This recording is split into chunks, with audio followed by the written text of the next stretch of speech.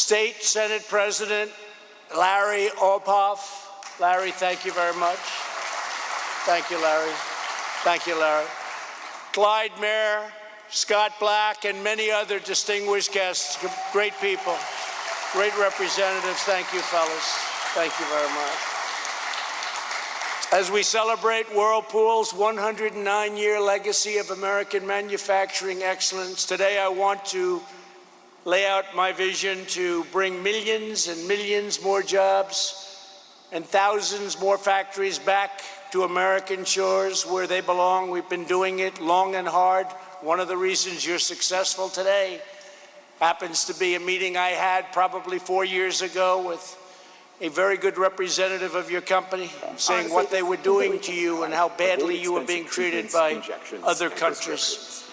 And you know what I did, and here we are today, the most successful plant.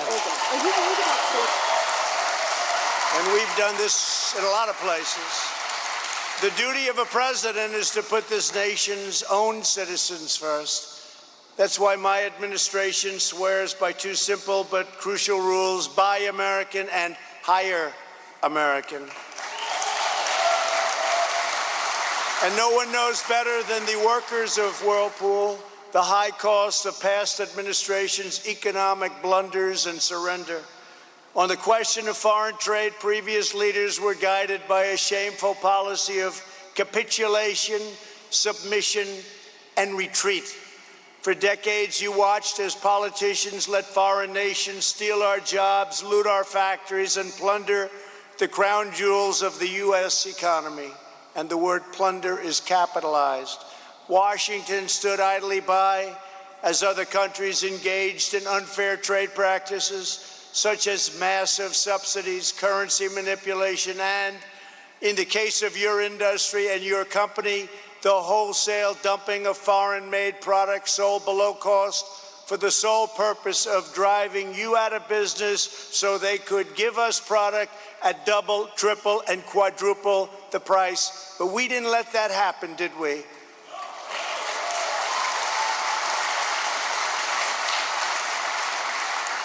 For 8 years, Whirlpool begged the Obama-Biden administration, who did nothing to protect American workers from the flagrant dumping of foreign washers, dryers into America.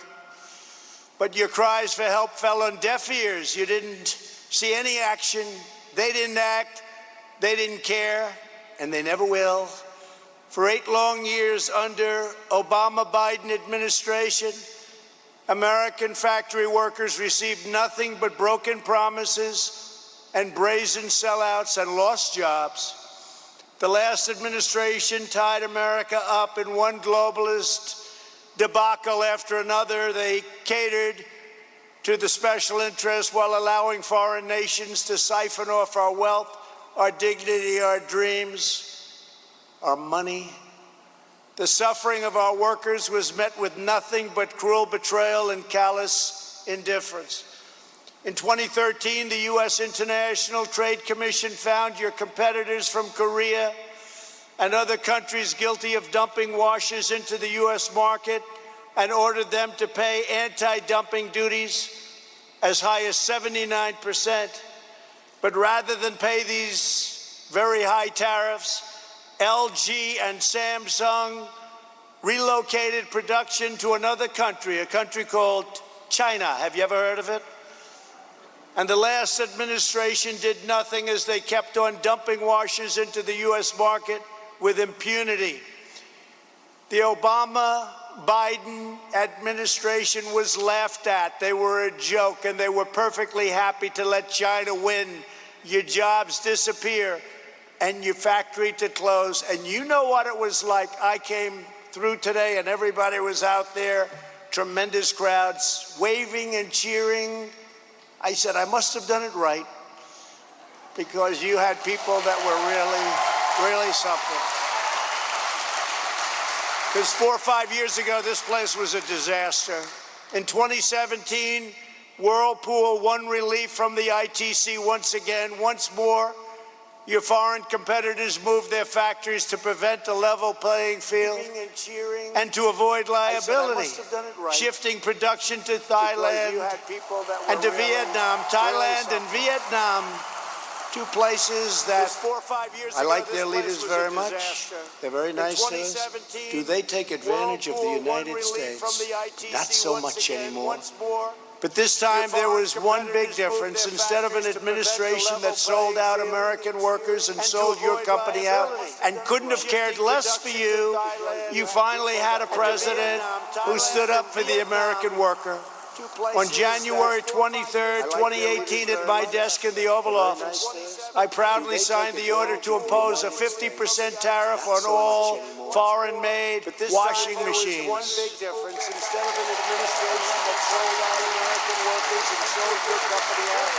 As a result, Whirlpool's 9 factories across the United States were soon thriving like never before, investing in new products, new infrastructure, and hundreds of new American jobs. And I just took a tour, and I actually wanted a couple of those machines for myself, but I just didn't know it was going to be appropriate to ask. But they are beautiful. That includes thousands of new jobs across the Ohio supply chain, from right here in Clyde to Findlay, Ottawa, Greenville, and Marion. All over. Your company became a shining example. From really a company that was down and out, it became a shining example of what tough trade policies and smart tariffs can bring to jobs and prosperity, to communities like this one all over Ohio, Michigan, Wisconsin, Pennsylvania, and plenty of other states. They're all doing well. They were doing great. Then the plague came in, and now they're doing great again. We closed it up. We saved millions of lives, but now we're opening, and it looks like I was right about the V, because you're seeing the kind of numbers that are coming in, and they're coming in strong. They're coming in strong. Should have never happened. Numbers are coming in strong. Mr. President, look at the numbers on the screen. The deaths, just in the United States alone, nearly 160,000. Gloria Borger, I want to bring you in, a chief political analyst, and what I want to focus on is I'm listening to the president. I'm thinking about the economy, right? He's talking about the economy. He's at this Whirlpool manufacturing plant in Ohio, and I'm thinking about the more than 1 million Americans who just this week, filed for their unemployment benefits. We're going to be getting jobs numbers tomorrow, and yet you have the president there talking about arriving in Ohio and how many people showed up to greet him. It just feels. Is it tone deaf at all to you? Well, it feels like he's talking in a time capsule.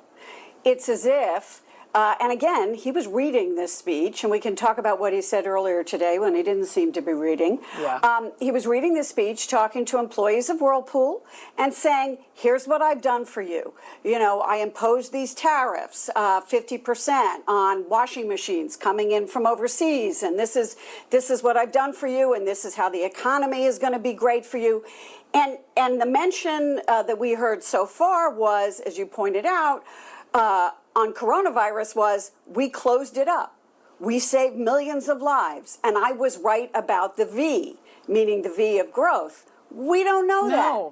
We have no evidence of that. So it's as if he's campaigning in some kind of weird capsule without looking at the reality of what is really going on in most of the country.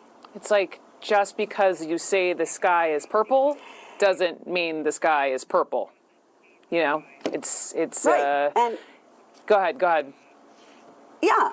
Well, no, he said, the Obama-Biden administration was a joke. He said they were happy to let China win.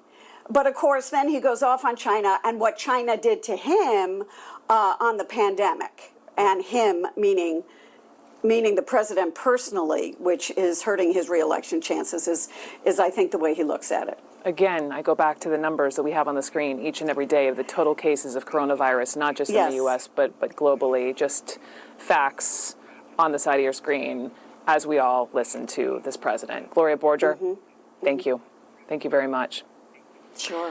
Coming up, we're going to talk to a mayor of a city, 500,000 people in Southern California, who is going to talk to us about what he's been going through these last couple of weeks, losing his mother, his stepfather is on a ventilator, and he's running the city. How he's doing it. Next. The conversations we have on United Shades of America are more important now than ever. United States Department of Agriculture, the last plantation. What does it mean that a zip code can tell you so much more about where a child is going to end up? As a caricature artist, I appreciate what makes each person unique. That's why I like Liberty Mutual. They get that no two people are alike. And customize your car insurance so you only pay for what you need. Almost done? What do you think?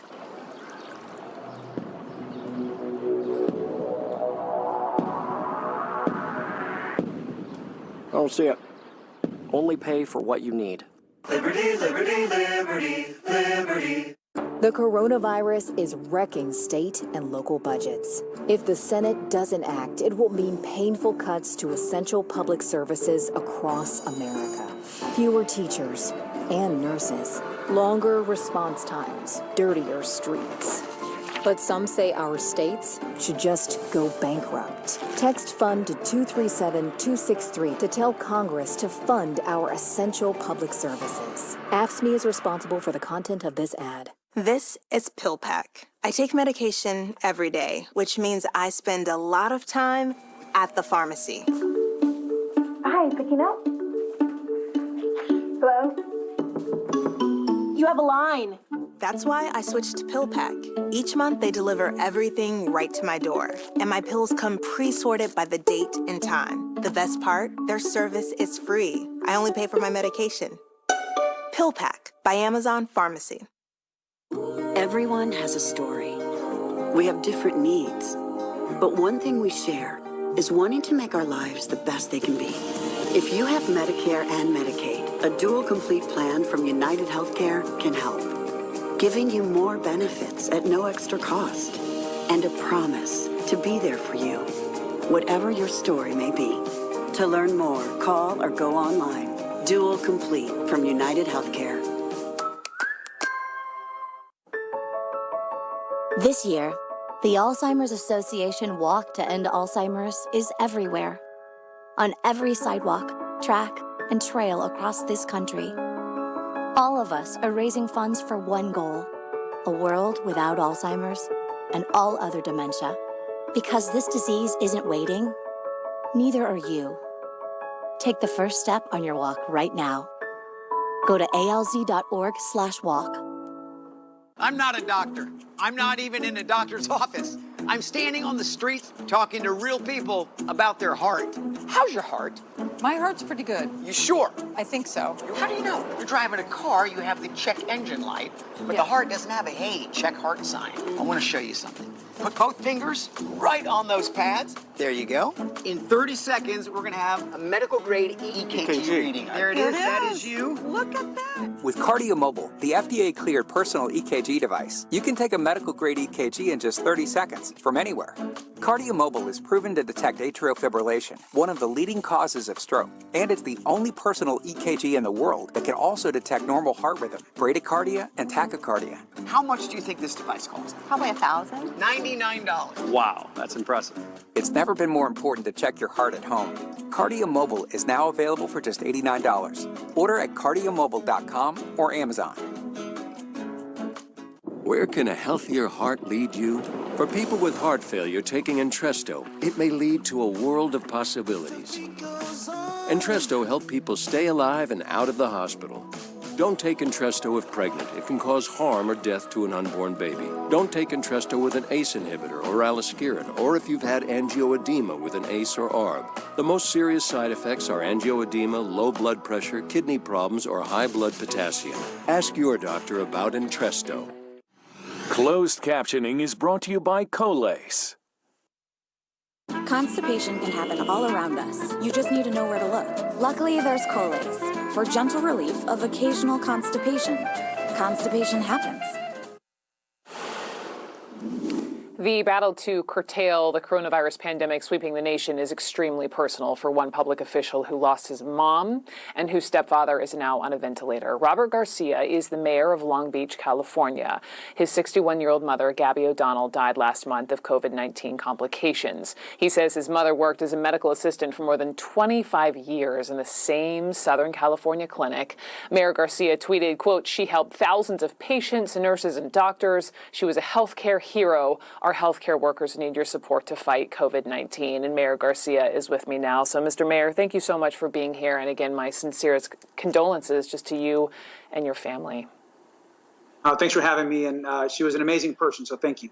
So for most, public officials, battling COVID and keeping their constituents safe is challenge enough, right? But then on top of running your city, you are dealing with this loss of your mom, who, as I've read, you described her as your best friend. How are you holding up?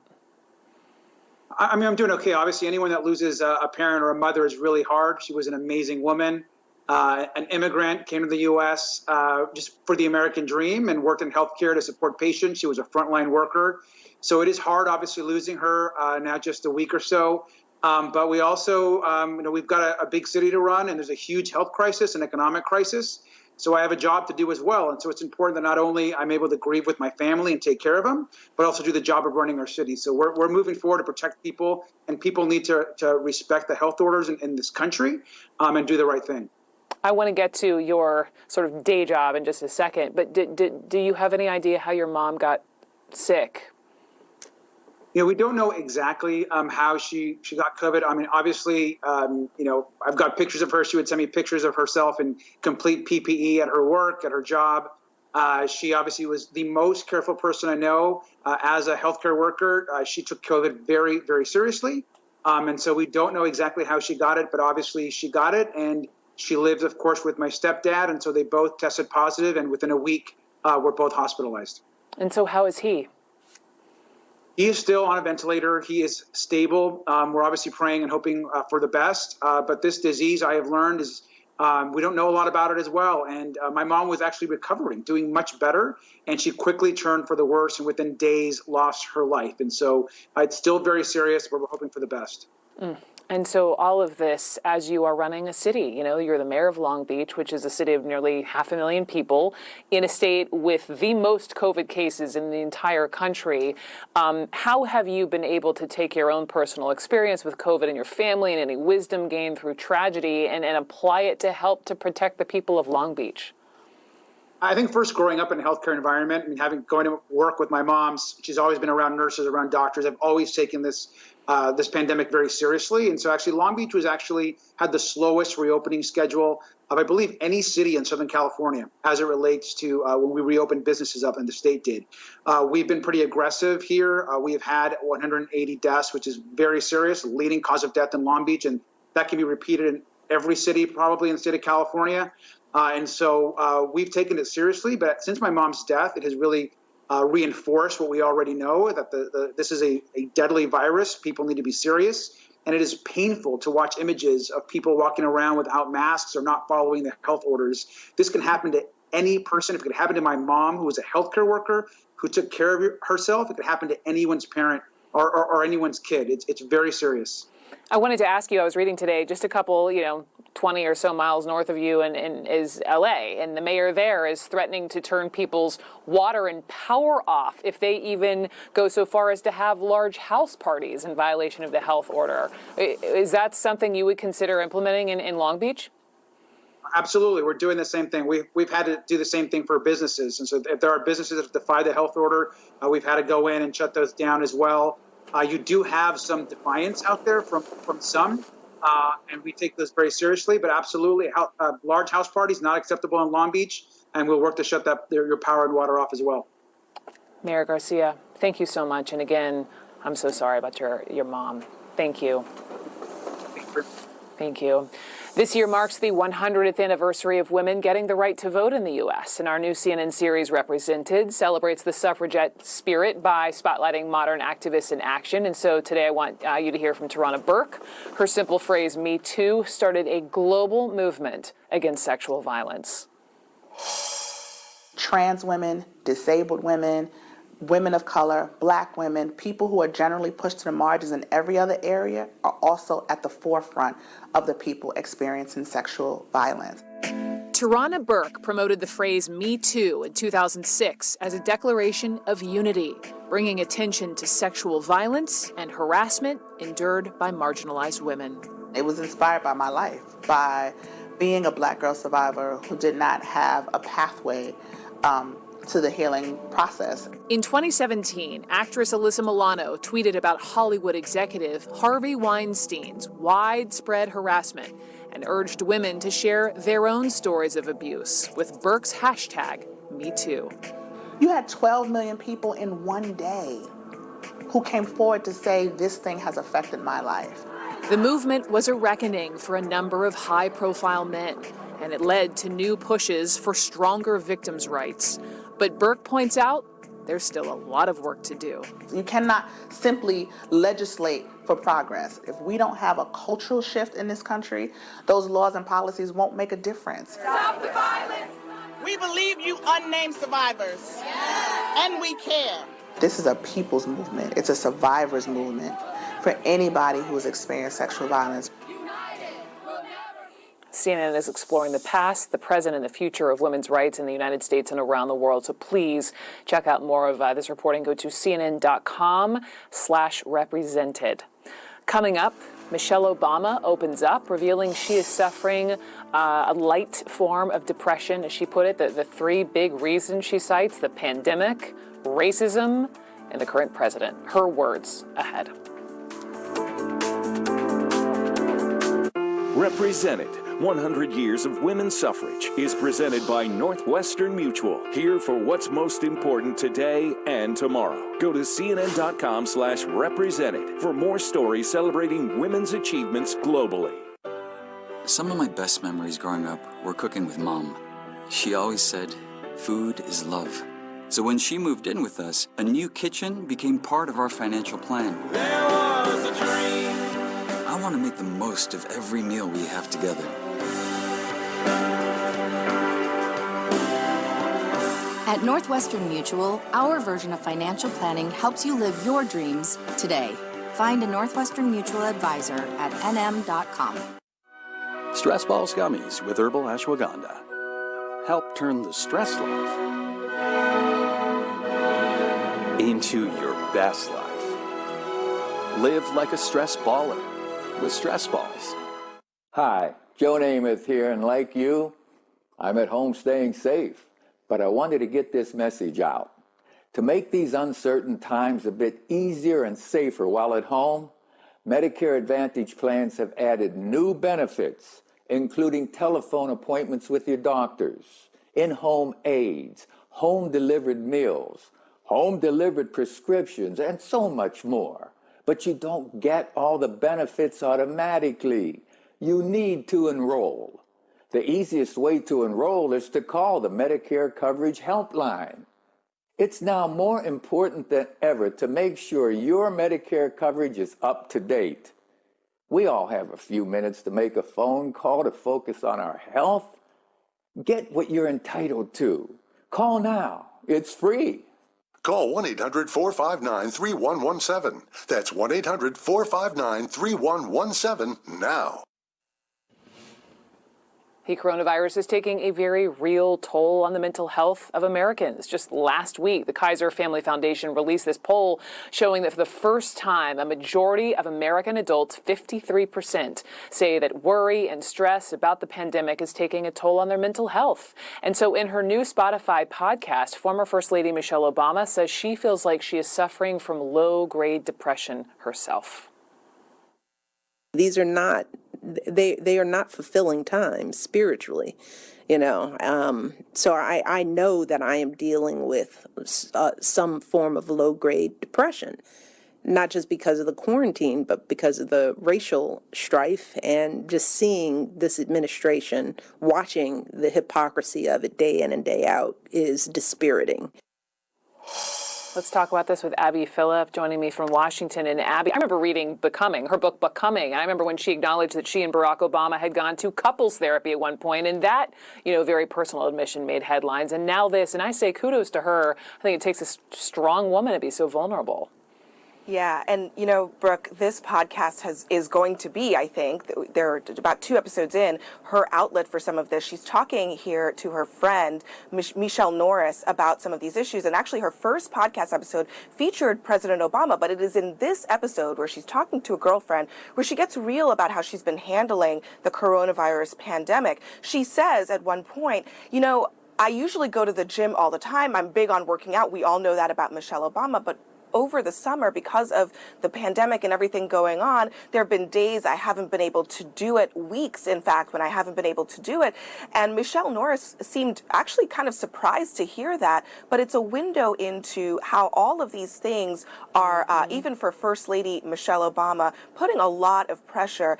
The pandemic, she talks about a feeling as if the Trump administration's hypocrisy in that realm and also in the issue of racial injustice is weighing on her. So, she's like a lot of us, really figuring out how to deal with this. And she does say that one of the tools that she's using is trying to stay connected to her family and friends as much as possible, even with social distancing.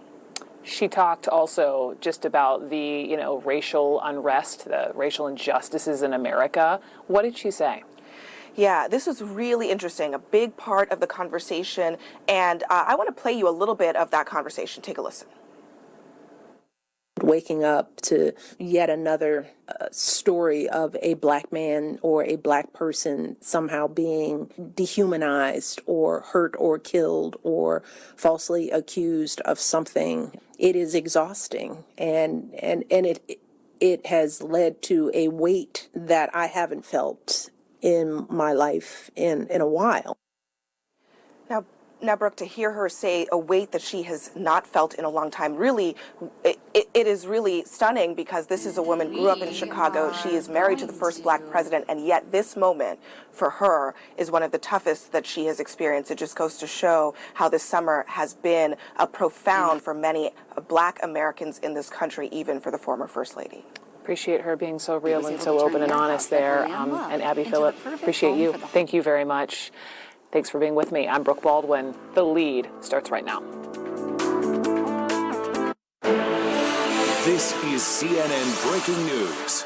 And welcome to The Lead. I'm Pamela Brown in for Jake Tapper. And today, the number of coronavirus cases is nearing 5 million in the United States. And one of those cases is now Ohio Governor Mike DeWine, who just tested positive. He was not showing symptoms, but was scheduled to meet with President Trump. The governor is at least the 3rd person in just the last week to test positive because they were tested before coming into contact with the president. Yet when it comes to the general public, President Trump has suggested the U.S. is testing too much. Dr. Anthony Fauci says testing in this country is still not where it needs to be.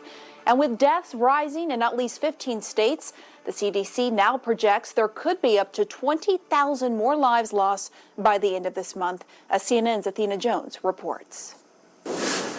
This is a predictor of trouble ahead. A new warning for 9 U.S. cities and California's Central Valley, where the rate of people testing positive for coronavirus is rising. It's a clear indication that you are getting an uptick in cases, which inevitably, as we've seen in the southern states, leads to surges, and then you get hospitalizations, and then you get deaths. And a recording of a private phone call with state and local officials obtained by the Center for Public Integrity, the White House's coronavirus task force coordinator, Dr. Deborah Birx, urging these areas to take measures to mitigate the spread, like avoiding crowds and using masks, arguing data from previous hotspots show such measures work. Still, far too many people haven't gotten the message. When the officers arrived, they did notice large amounts of people on the roadway. In Los Angeles, house parties like this one leading authorities to say they'll start turning off power and water at places that host such functions,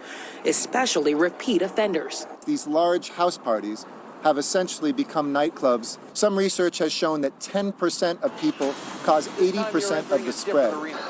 In a stunning move in the midst of a pandemic, the town of Sturgis, South Dakota, preparing to host a motorcycle rally, expected to draw hundreds of thousands of people. no masks required. We want to stress personal responsibility to our visitors and our residents as this gathering moves forward. New infections are steady or falling in all but 3 states.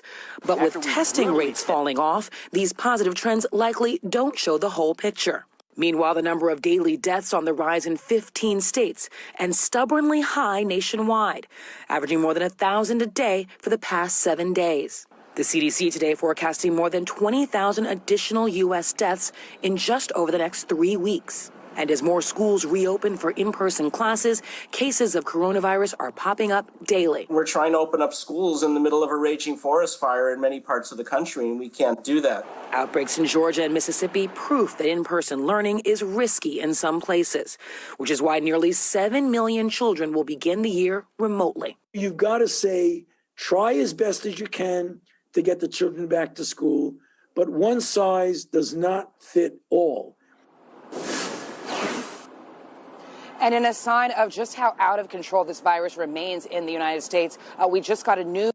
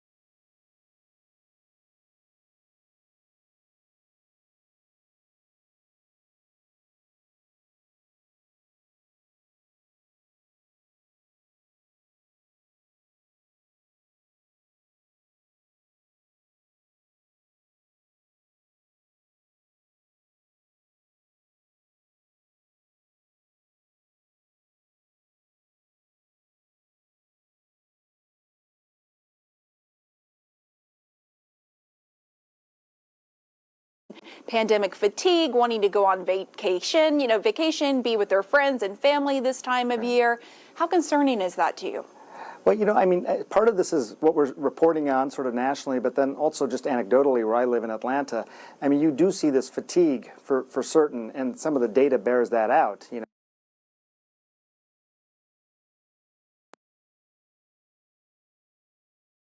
seriously as they should, or even as they once did. So, that's a concerning sort of point. But I also think the first point you made, these places, they have these terrible death counts, and then people start, becoming cognizant of that. You'd hate to think that we need to redline in all these places around the country before significant change is made. Hopefully we're learning some lessons that people can apply even if they're not in the middle of a real crisis. Yeah, and one of the big challenges right now is to get young people to care. Right? I mean, they are such a crucial component in all of this, because even if they're not getting very sick, they can spread it very easily. Dr. Fauci implored young people to not be a weak link in the chain of fighting this virus, and he gave this warning. Here's what he said. What we're seeing more and more of now are two things. Young people who actually get a serious outcome of the disease itself before they even recover and clear the virus. So how do you get young people to care more, Sanjay? Simple as that. What do you do? Yeah, this is a really interesting one, Pamela. I'll tell you and again, this is part doctor and part journalist, but it is true that younger people are far less likely to get sick. So the idea that maybe they're not fearful of this is probably true. I mean, you hear the death statistics are thankfully very low among particularly young people. But the idea that they could rise to this occasion, that they could be empathetic, that they wear a mask not to necessarily just protect themselves, but to protect others. And, where's your empathy at a time like this? I don't know, maybe that's a stronger message. I don't know that fright and scaring people really works, or certainly works long term. But, this idea that these young people, I think as Dr. Fauci was saying, could really rise to this occasion. And within a few weeks of wearing a mask, we could be looking at the other side of this curve. That's all they're asking. They have a lot of power. a lot of power, I would Yeah. say. And then you have this news coming out today that Ohio Governor Mike DeWine tested positive and only found out because he was tested before meeting the president. Right. What does that say about how many people are walking around with this virus and unknowingly spreading it? I mean, he likely wouldn't have gotten a test otherwise, I assume. That's right. That's right. I think that, some estimates, which I think are very reasonable ones, say we're undercounting tenfold. So if you look at the side of the screen, you see whatever, close to 5 million infections. It could be 25, even 50, that. But I think the interesting thing about Governor DeWine is just what you said, Pamela. We think of general testing in certain locations, mainly for people who have symptoms. Surveillance testing would be the kind of testing where you're randomly starting to surveil communities. What Governor DeWine had was something called assurance testing, providing an assurance that he didn't have it because he was going to go meet with the president. It is not impossible or inconceivable that we shouldn't all have assurance testing. I mean, you would know before visiting your kids at school or visiting your family or whatever it might be, and they would know. That's the assurance testing, and that is not a fantasy. It still strikes me 7 months into this, we can't even nearly achieve what Governor DeWine was able to achieve today. Yeah, we certainly couldn't. And to that point, the Ohio governor tested positive as part of this routine testing because he was going to be around the president. He's the third person in the last week who's tested positive because he was going to be around the president. Yet the president downplays testing. Does this not emphasize that it is important not just for the president's protection, but for everyone? That's right. I mean, that's precisely the point. I mean, this type of testing, it seems seems so grand because it's only being offered at the White House. It's only for the president. The reality is that we could and should all have access to that sort of testing. I mean, people who are going back to work in crowded locations, sending our kids back to school. I mean, bus drivers and teachers would love to have some assurance that the kids that they're interacting with who can spread this virus aren't infected. Yeah. We don't have that yet. And let's talk about the schools, because that is still a very big talker. And, you look at the numbers, nearly 7 million kids will start the school year online. 62 of the nation's largest school districts are now going to all virtual learning. And 17 parents have to choose all, in person or online. 10 are hybrid. Look, I'm a parent. I'm looking at this. It's just all kind of confusing. It is confusing, and as I think you and I have been saying all week, it's requiring all of us become epidemiologists in a way and figure it out. I'll give you a couple of things I think are important. I think schools do need to have some of the basic infrastructure in place, which people can sort of guess by now. We could put a list up, but they have to have the space to be able to actually create the physical distancing, masks within schools, which some districts aren't even mandating that. They have to be able to have hand hygiene and all the things that we've talked about. But I think the larger issue, Pamela, still comes back to testing. What sort of testing is going to be available? And, very importantly, be very clear in the language about what happens if a kid tests positive. How is that going to be handled? Who are the close contacts? What's going to happen to the faculty member, teacher, whoever? All the people, the bus driver, all of that.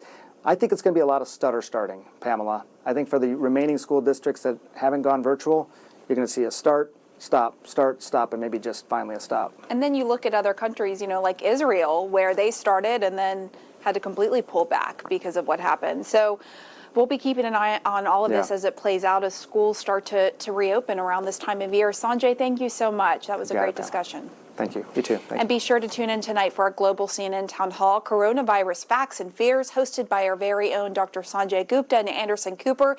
They will be joined by Olympic gold medalist Michael Phelps. That is right here on CNN at 8 p.m. Eastern Time.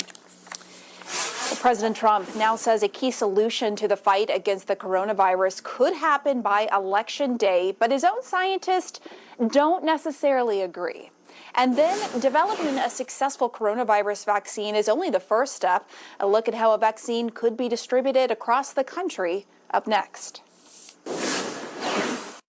When the world gets complicated, a lot goes through your mind.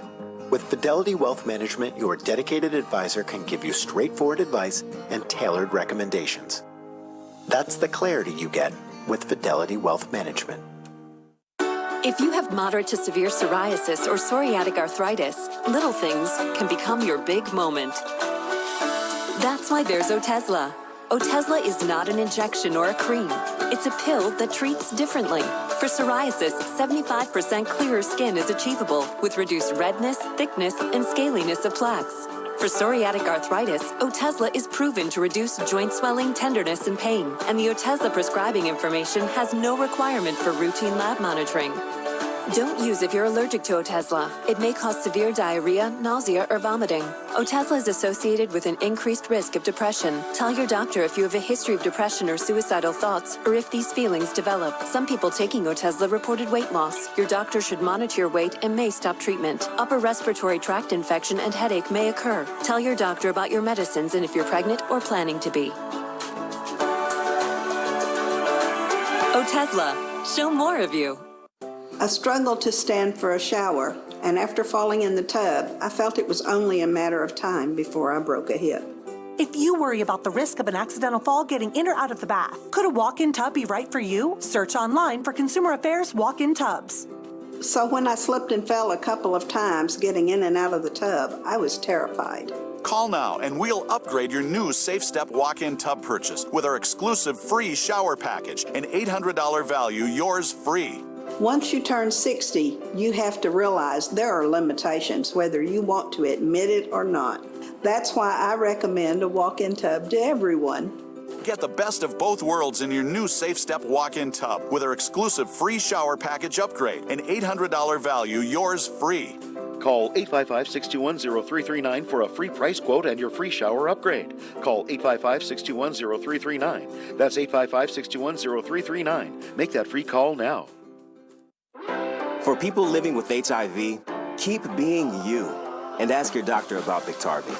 Biktarvy is a complete one-pill, once-a-day treatment used for HIV in certain adults. It's not a cure, but with one small pill, Biktarvy fights HIV to help you get to and stay undetectable. That's when the amount of virus is so low, it cannot be measured by a lab test. Research shows people who take HIV treatment every day and get to and stay undetectable can no longer transmit HIV through sex. Serious side effects can occur, including kidney problems and kidney failure. Rare, life-threatening side effects include a buildup of lactic acid and liver problems. Do not take Biktarvy if you take dofetilide or rifampin. Tell your doctor about all the medicines and supplements you take if you are pregnant or breastfeeding, or if you have kidney or liver problems, including hepatitis. If you have hepatitis B, do not stop taking Biktarvy without talking to your doctor. Common side effects were diarrhea, nausea, and headache. If you're living with HIV, keep loving who you are and ask your doctor if Biktarvy is right for you. Have you been walking past my home? He was a puppet master. The streets are telling me. I was definitely under Charlie's spell. We wanted to be not only like Charlie, we wanted to be Charlie. Manson was a con man. He ruined everyone around him. Are you crazy enough to go out and kill someone?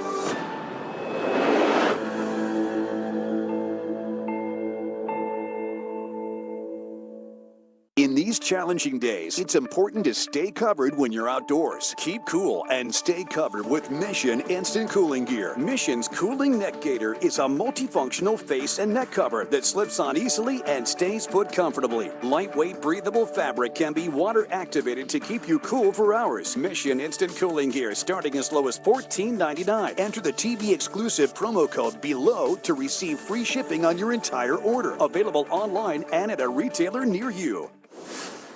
What evidence have you seen about children being immune from this virus? All you have to do is read the newspapers or read the medical reports.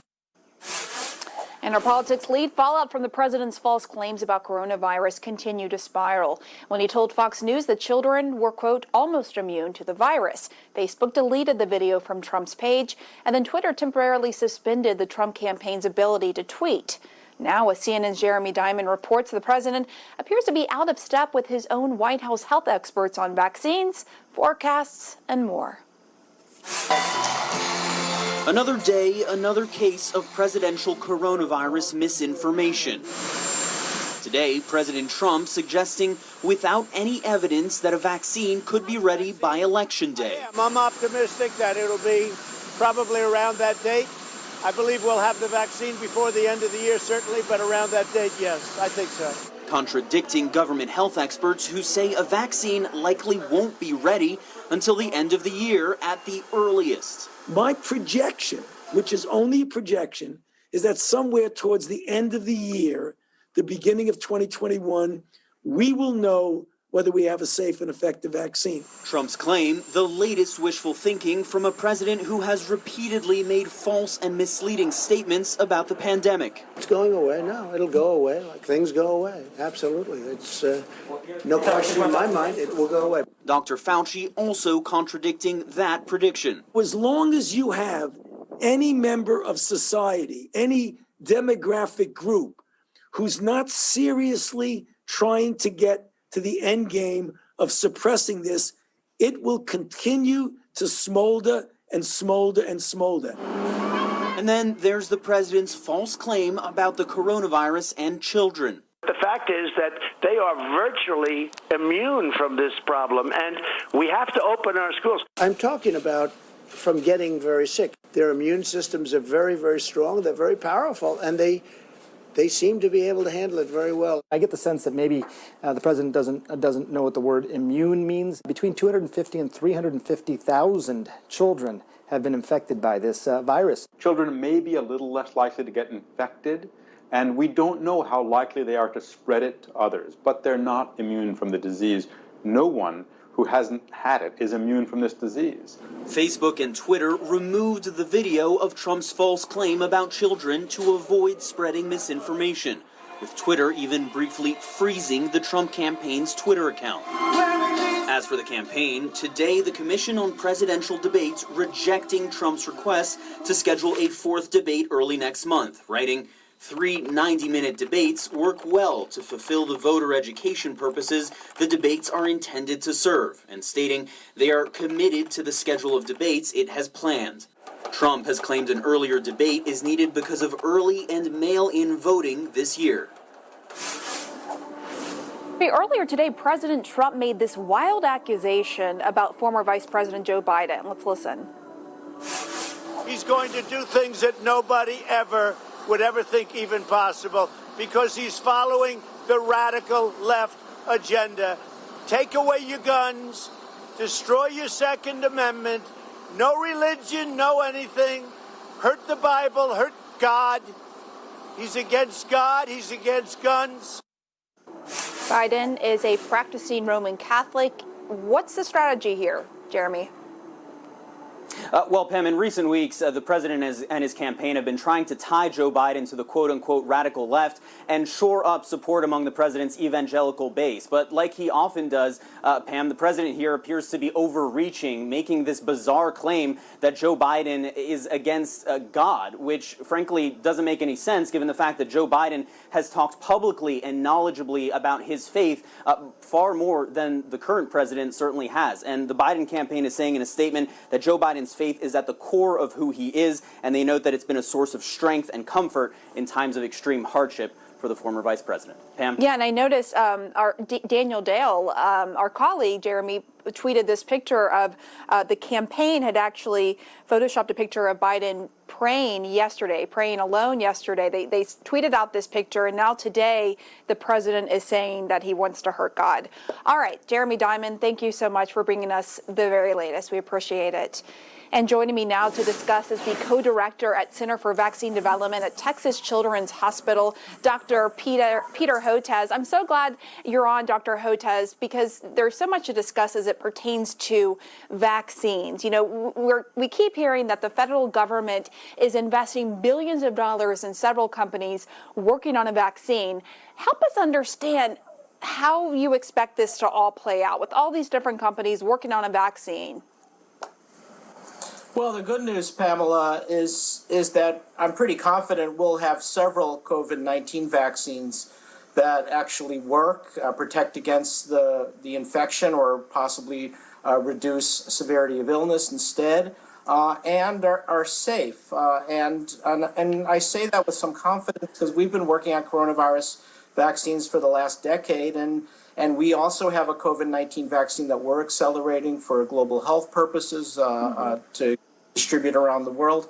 And the reason is because it's not all that complicated in many ways. If you induce high levels of virus neutralizing antibody against the spike protein, you will get protective immunity. We showed this with the first SARS virus and then with the MERS coronavirus, and I think we'll do it with this one.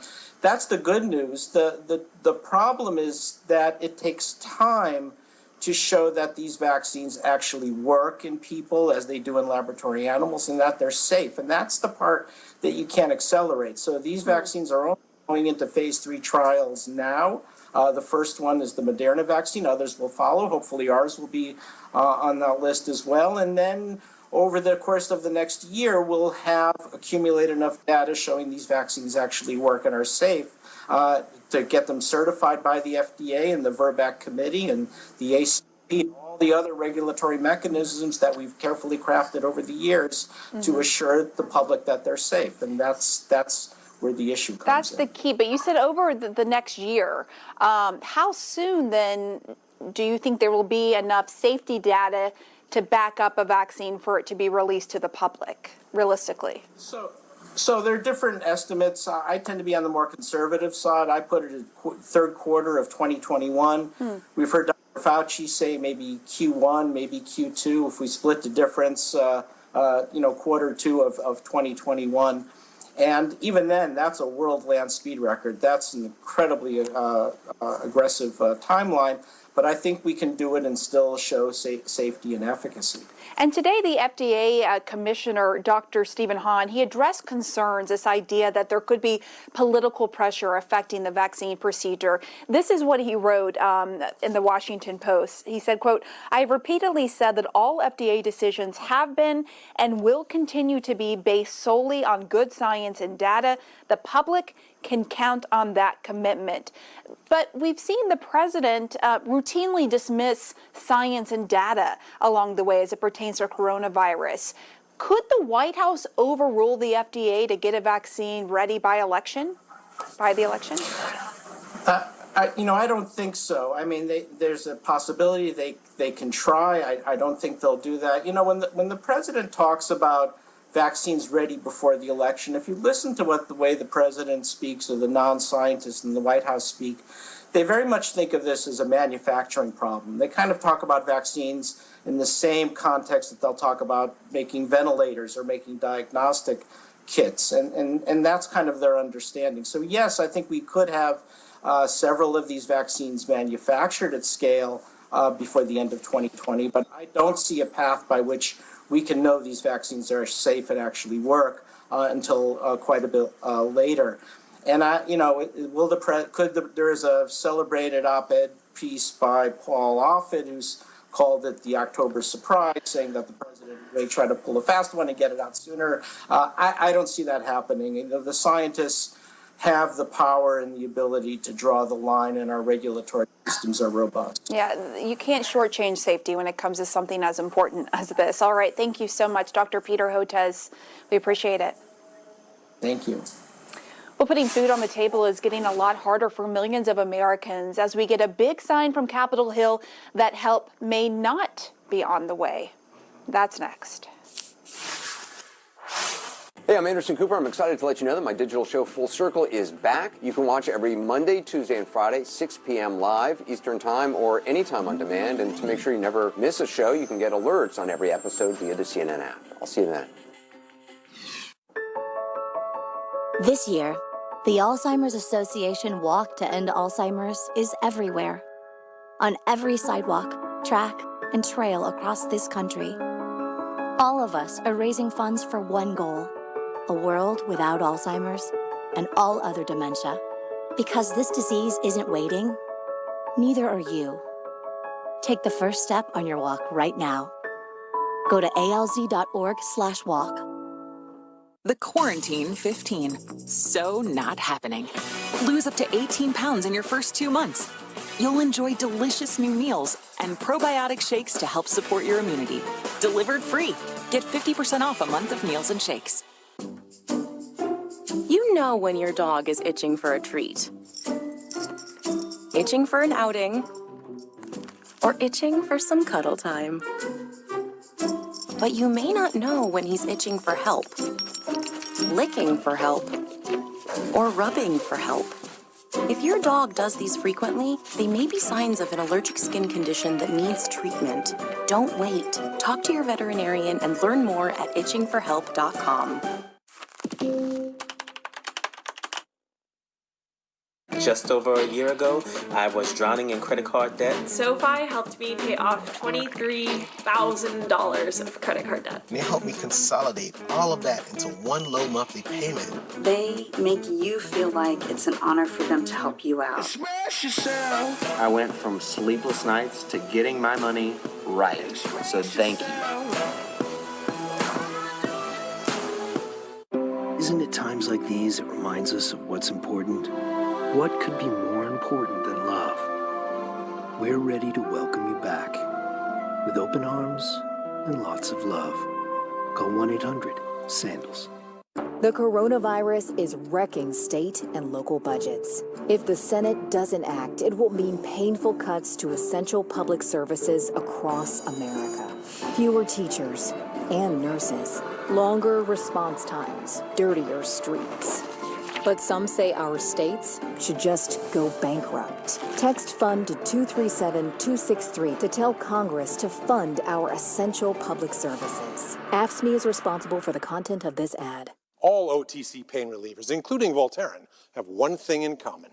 None are proven stronger or more effective against pain than Salonpas Patch Large. There's surprising power in this patch. Salonpas. Dependable, powerful relief. What you working on? Just an app. It's called Signal from Farmers, and it could save you up to 15% on your auto insurance. Simply sign up, drive, and save. We are farmers. Bum, bum, bum, bum, bum, bum. A new CNN Global Town Hall. Coronavirus and its toll on our mental health. Join Anderson Cooper and Dr. Sanjay Gupta with special guest, Olympic gold medalist Michael Phelps for Coronavirus, Facts and Fears. Live tonight at 8. I would always try and kind of hide my face because you could see my spots. Stop suffering from melasma with Muesli Face RX. The spot cream is 10 times more potent than over-the-counter and prescription alternatives. Nothing has worked until Muesli. Guys, are you tired of frequent nighttime bathroom trips? Well, Force Factor Prostate helps reduce urges to urinate, plus fully empty your bladder and promote a normal prostate size. Don't settle. Choose Force Factor Prostate from the #1 fastest growing men's health brand at Walmart. Selling your house is hard. From prep to open houses to hoping for offers. But what if you could sell your house in just a few days with no hassle? Now you can with Simple Sale from Homelight.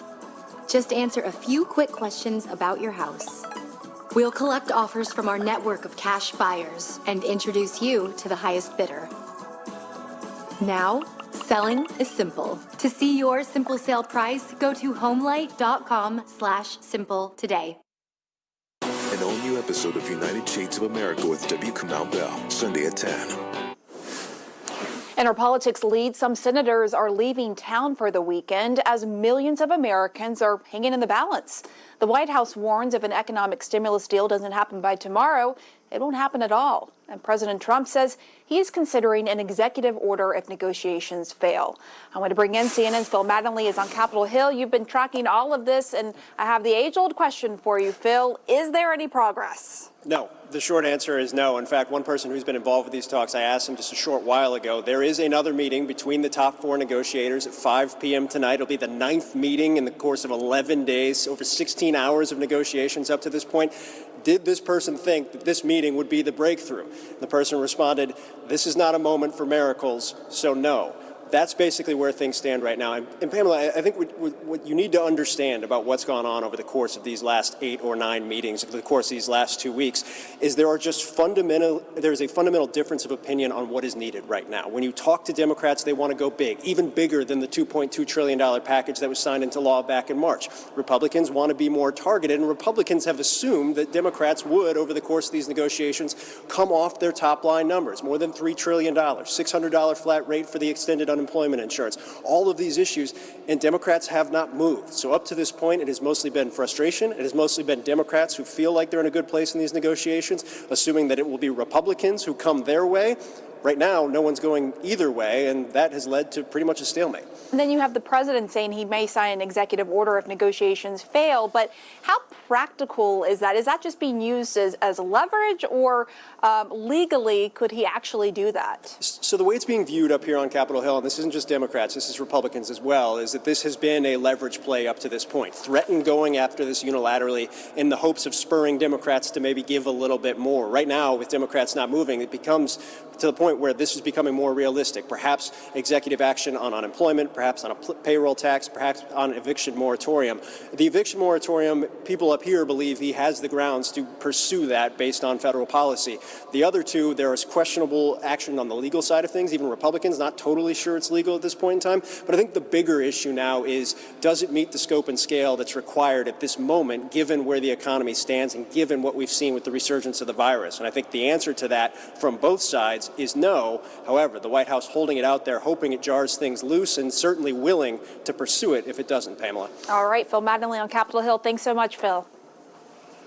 And while Republicans and Democrats battle over the new relief bill, we learned today another 1.2 million Americans filed for unemployment last week. CNN business anchor Julia Chatterley joins me to discuss. So, Julia, the number of claims is actually lower than expected and down from the week before, but this is still a massive amount of Americans out of work right now.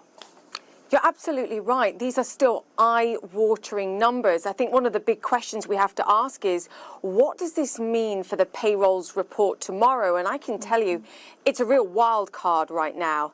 We're expecting, in some cases, to see a net 1.5 million jobs added. Other people, though, are saying that the jobs recovery now has stalled. It may even have reversed, and we could see job losses for the month of July. It's anyone's guess, and the challenge here, as Phil was alluding to, the health crisis is moving quicker than we can simply collect the data to get a sense of how people are reacting here. Yes, we saw less bad numbers than expected. I refuse to say better today when we're talking about over 1 million people still asking for help. Nothing to celebrate. Yeah, there's nothing to celebrate here. We did see the number of people actually collecting benefits continuing to collect drop. But Pamela, here's the bottom line. This report today said 32 million people are collecting some form of benefit. Millions of people have now lost that extra $600 worth of support. In some cases, that's 90% less cash to spend on a weekly basis. It's catastrophic for families all across America here. There's nothing that we will hear in these 2 days that justifies Congress reducing the support that people are getting. Yeah, I spoke to a woman yesterday who relied on that money to help pay her rent and has 2 children, worried about what to do. She's a single mom. I mean, that is a story of so many Americans right now across the country. And they're also struggling to make ends meet as they're dealing with these skyrocketing prices at the grocery store. How much money are we talking? Too much. This is a sticker shock on steroids. Let me give you a sense of what we saw for price rises between February and June of this year. We've got meat prices rising 11%, egg prices 10%, beef and veal look 20%. What happened here is the supply chains were upended because we were eating more at home. We also saw people getting sick in meat production plants, so that impacted prices there too. The good news is some of this is moderated. But again, 30 million Americans in the 3rd week of July said they simply didn't have enough to eat this week. It's just not a time to reduce support in the face of all these challenges. Yeah, that's just unacceptable. Julia Chatterley, thank you so much. And up next, one airline is saying that it may be years before air travel returns to normal as the TSA puts in place new security precautions. 100 years ago, women earned the right to vote, but the fight for equality continues. Today, women around the world are making themselves heard and taking action in record numbers. See how it continues to unfold at cnn.com/represented. Presented by Northwestern Mutual. I always dreamed of teaching kids and having kids of my own. Didn't realize that having kids would be the hard part. So we planned to start IVF treatments. There was a dream. One day I could see it. Now I'm ready for someone to call me mom. At Northwestern Mutual, our version of financial planning helps you live your dreams today. Find a Northwestern Mutual advisor at nm.com. Hello, I'm Franklin Graham. Are you fed up? Are you wanting to get your life back, but you don't know which way to turn? You don't know who to believe. You don't know what the truth is. Jesus said, I'm the way, the truth, and the life, and no man comes to the Father but by me. If you put your faith and trust in Jesus Christ, He'll guide and direct every step you take. God loves you, and He wants to forgive you, but the problem we face is sin, and our sins separate us from God. Jesus took our sins to the cross. And if you're willing to trust Him as your Savior, and pray a prayer with me right now, God will forgive your sins and He'll heal your heart. Just pray this prayer. God, I've sinned. I'm sorry. Forgive me. I believe Jesus is your Son, and I want to trust Him as my Savior, and I want to follow Him for the rest of my life. If you prayed that prayer, call that number that's on the screen. We've got people that'd like to pray with you right now. Do it now. God bless you, and call that number. I'm Franklin Graham. Sandals Grand Antigua was incredible. The pool was as large as the ocean. And the beach was perfect. We're still raving about the service. He loved the diving. He'd always wanted to try it. Our suite was so exotic, it even had a pool. We dined at 11 restaurants. All included, just like everything else. But what I remember most was falling in love all over again. Sandals Grand Antigua. Save up to 65%. Call 1-800-SANDALS.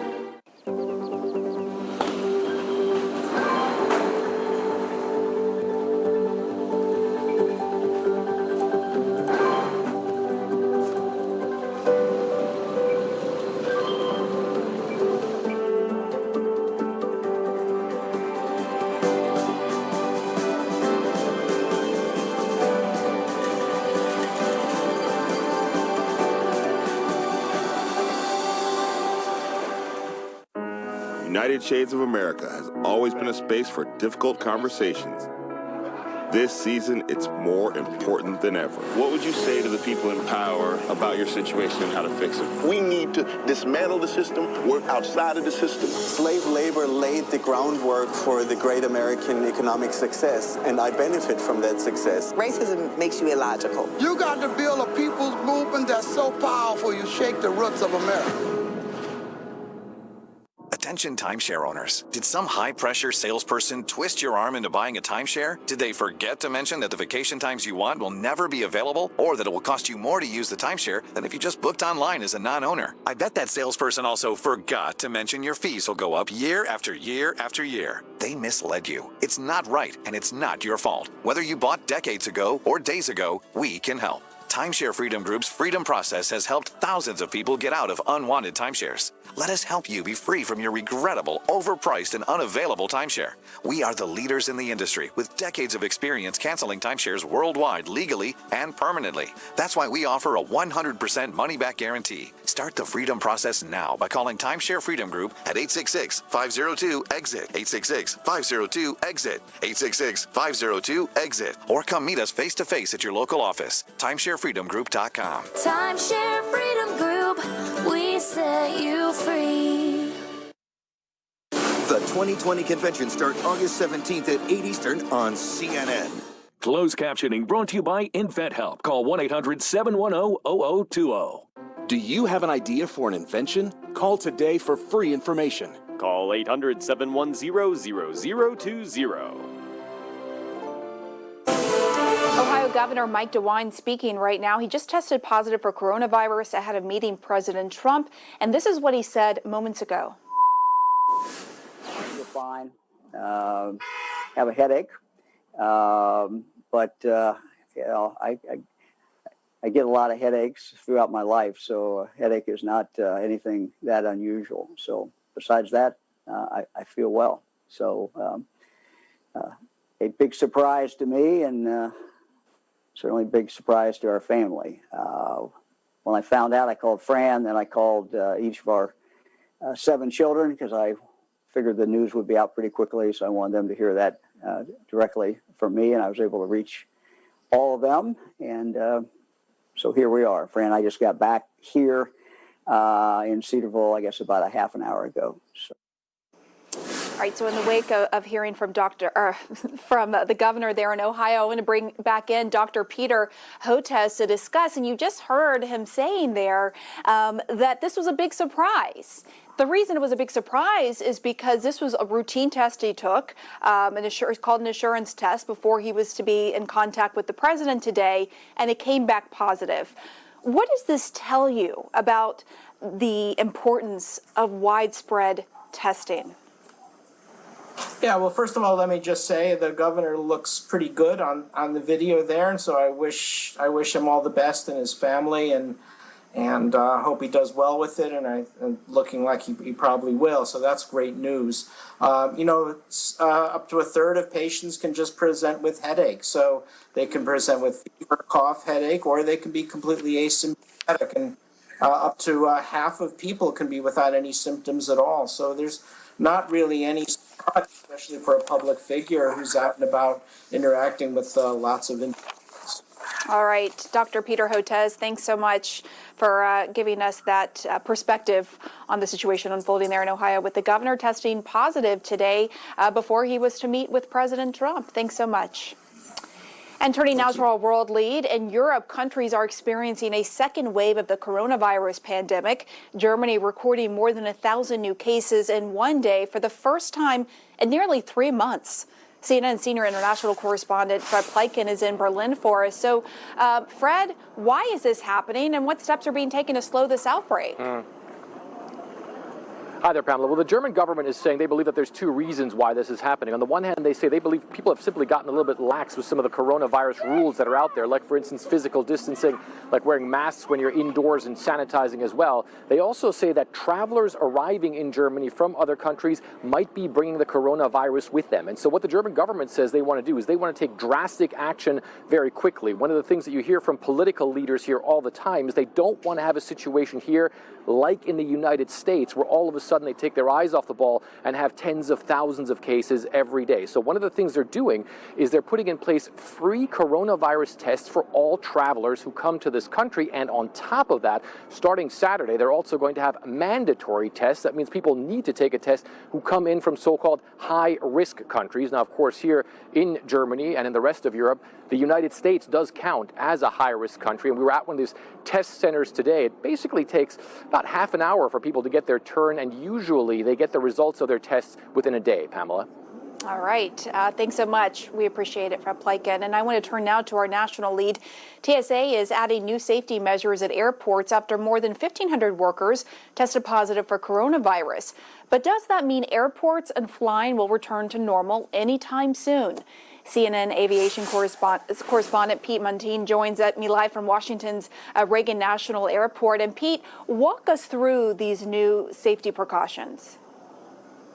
Well, the TSA first tested prototype acrylic screens here at Reagan National Airport, and now it's ordering an additional 1,200 individual screens to go in at 37 airports it considers its busiest hubs across the country. The price tag, $2.5 million. They'll go into places like along the conveyor belt and at document check-in. This is really to protect passengers, but also protect employees. This announcement is being made as the number of TSA employees who have tested positive for coronavirus just crested 1,500. About 1,000 have recovered and 6 have died. The most recent cases, unsurprisingly, at airports in Florida, but also in New Orleans, in Denver, in San Francisco. The help cannot come soon enough for these employees. The order just placed, but the screens will not be installed until the fall.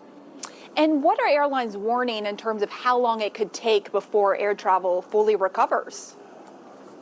Well, maybe the most dire warning coming out of Germany, airline Lufthansa says it will not see a full recovery until 2020. 24. Here domestically, the head of Delta, CEO at Bastion, says it will take 2 years of a choppy recovery in a new memo to employees. He says the airline will really not start to see its full recovery until there's a widely available vaccine. You know, what's so interesting here is the demand is simply not there for airlines. As coronavirus cases started to surge across the country, demand for travel, they say, started to level off. There is a bit of a glimmer of hope. The number of passengers who passed through TSA security checkpoints across the country reached a new pandemic high on Sunday, nearly 800,000. But to put that in perspective, it's only about 30% of a year ago, Pamela. That is quite the perspective. Pete, thanks so much. Well, a historic moment expected any day now as Joe Biden weighs a diverse field of VP contenders. What sources are now telling us about Biden's thinking up next. The Quarantine 15. So not happening. Lose up to 18 pounds in your first 2 months. You'll enjoy delicious new meals and probiotic shakes to help support your immunity. Delivered free. Get 50% off a month of meals and shakes. So, who here struggles with clogged gutters? Let's take a look at some damage caused by clogged gutters. Clogged gutters did all that? Absolutely. That looks like our house. Who climbs ladders to clean their gutters? Dad, I keep telling you it's dangerous. Climbing ladders is too dangerous. Once our ladders go up, you can put yours down forever. So how does it work?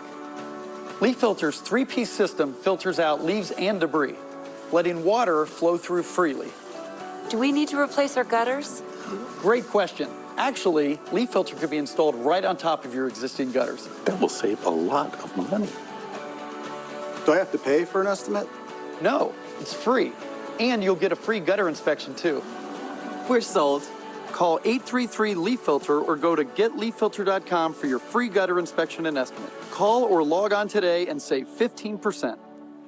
$9.95 at my age?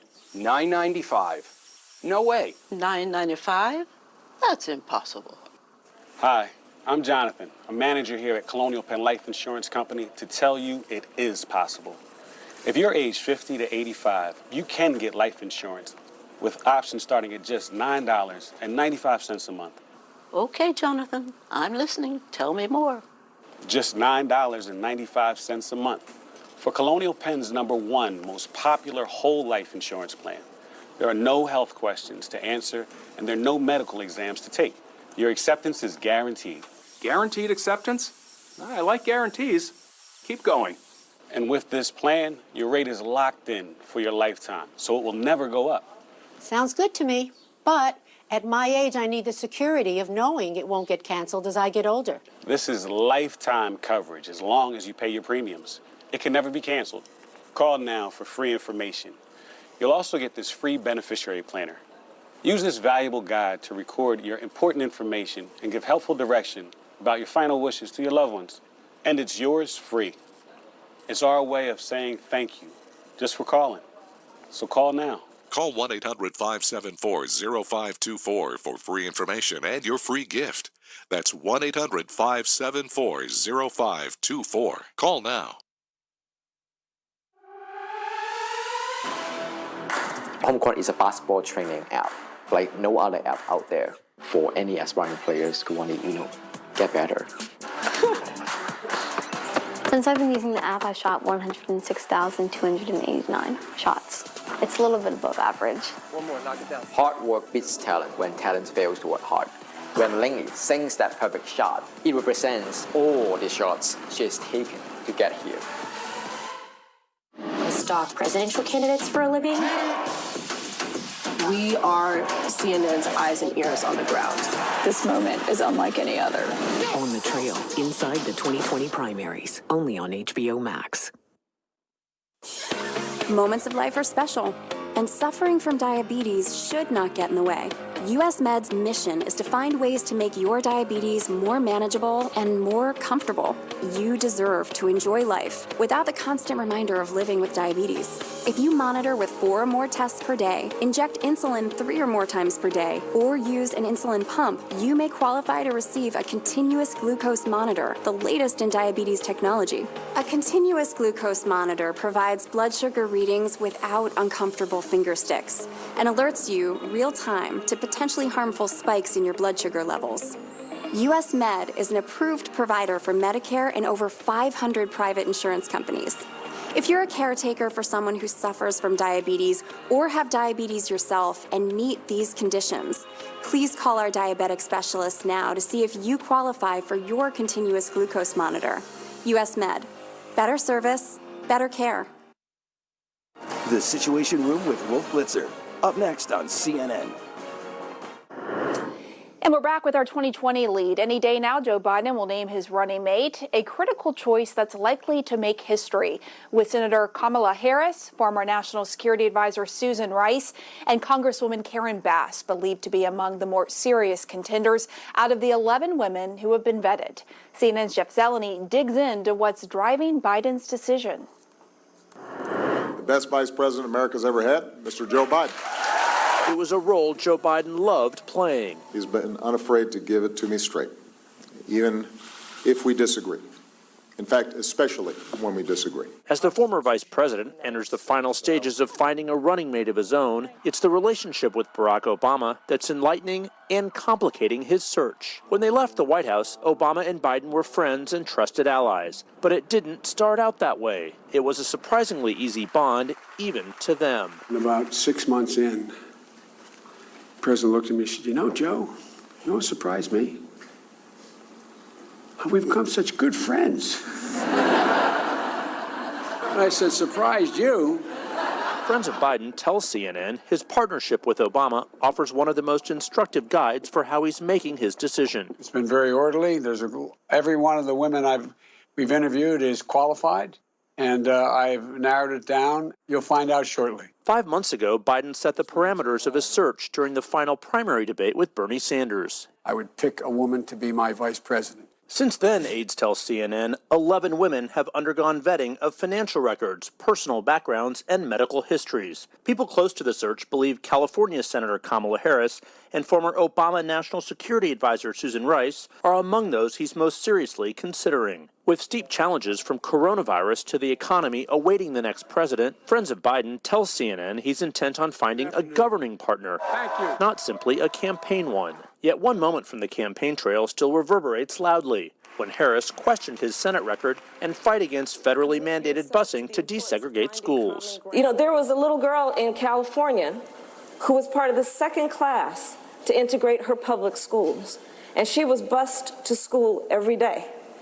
And that little girl was me. Privately, Biden's friends and family, including his wife Jill, were furious. Publicly, Biden has brushed it aside, including in an interview released today. I don't hold grudges, and I've made it really clear that I don't hold grudges.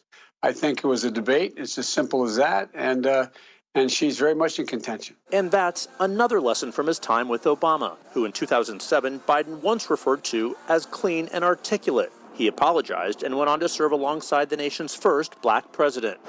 As Biden searches for his own Biden, the dynamic is different. She will be a history-making choice. But above all, his friends say, he's looking for someone who can ultimately say this. That's why my family is so proud to call ourselves honorary Bidens. Now, there is no question that Biden is looking for someone who can replicate the rapport that he had with President Obama, a governing partner with whose loyalty is unquestioned. But, Pamela, it's so important to remember that 12 years ago this week, when Obama first sat down with his interview with Biden, the two barely knew each other at all. They had a frosty relationship. So this is a relationship and partnership that can grow. We'll have an answer, we believe, early to mid next week. Pamela? We'll see what that answer is then. All right. Thanks so much, Jeff Zeleny, for bringing us that report. And joining me now to discuss the Veep Stakes, CNN senior national correspondent Kyung Law and CNN political embed producer Jasmine Wright. They are both also featured in the new film on HBO Max, On the Trail. I cannot wait to watch that. Before we get to the HBO show, though, I want to go to you, Kyung. You covered Kamala Harris, and now she is top of the list, as we heard, as a potential Biden running mate. What does she bring to the table for Biden? Well, she brings, first of all, some raw political talent. We saw it in her presidential run, especially at the beginning, and we're seeing it now as the country discusses criminal justice reform. Certainly, she brings a lot of excitement. Again, something we saw a lot in the early parts of her presidential campaign and in the social media space, a new generation excited about her run. That also brings it some negatives because especially in social media, we saw a lot of bots, a lot of criticism about her past as a prosecutor. But the most important thing, Pam, is that she brings the fact of her identity, that she is a black woman, she's a biracial woman. She has said it on the national stage that black women are the spine of this party and the future of the Democratic Party, Pam. All right, now I want to play a clip from the documentary. It's Iowa primary night when we were all anxiously awaiting some very delayed results. We don't have any results. I'll keep walking around. Okay. Kyung and I work very well together. I figure out the information that we need to get and then get that information. We call it finessing. What do you have on the delay? Nothing? Don't we all remember that? I remember I was actually in the hospital in labor, and I was like thinking, oh my gosh, what's going on in Iowa? But you guys worked as a team throughout the primary, finessing and using your intuition. Jasmine, do you think there may be a moment where that intuition kicks in and we feel the VP announcement is imminent? What do you think?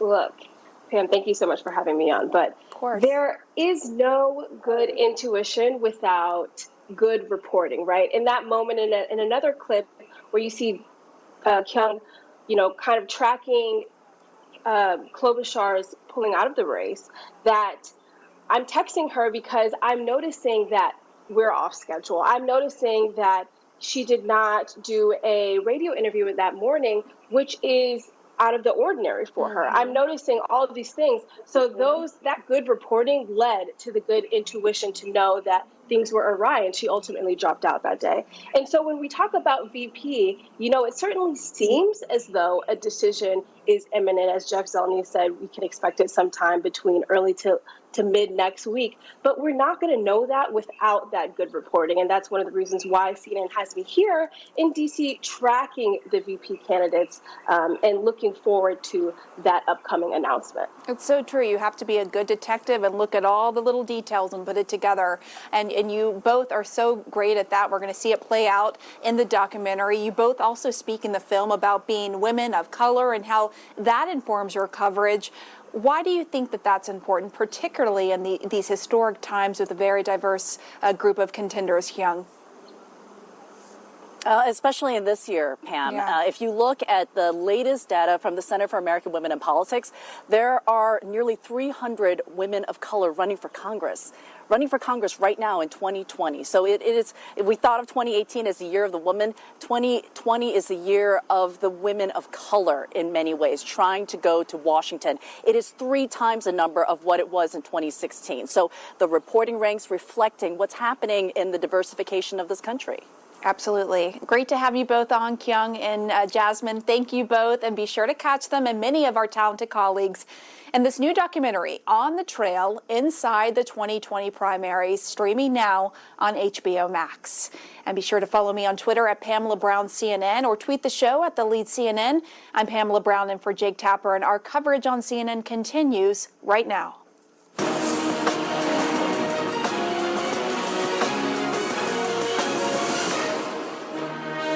This is CNN Breaking News. Welcome to our viewers here in the United States and around the world. I'm Will Flitzer in the Situation Room. We're following breaking news. An influential University of Washington model, often cited by the White House, now projects almost 300,000 American deaths by December. But that number is avoidable. The model also says consistent nationwide use of masks could save as many as 70,000 lives between now and then. The U.S. coronavirus death toll has now topped 159,000 people here in the United States, with more than 4.8 million known cases, as the death rate rises in 15 states right now. President Trump, meanwhile, is visiting the battleground state of Ohio, where the GOP governor tested positive for the coronavirus. Governor Mike DeWine just spoke out about his infection, saying he feels fine but has a slight headache. We'll get more on that in just a few moments, but let's check in with CNN's Martin Savage right now. Martin, 15 states are seeing their number of coronavirus deaths on the rise, in some cases very sharply. That's right, Wolf, and then you added that new projection that's coming from the University of Washington saying that we could see as many as 300,000 deaths in the United States due to coronavirus by December 1st, according to modeling. With the caveat, you could reduce that perhaps by as much as 70,000 deaths with consistent mask wearing, but that's not happening. In a private call with state and local officials, White House Coronavirus Task Force Coordinator Dr. Deborah Birx outlining areas in danger. We are concerned that both Baltimore and Atlanta remain at a very high level.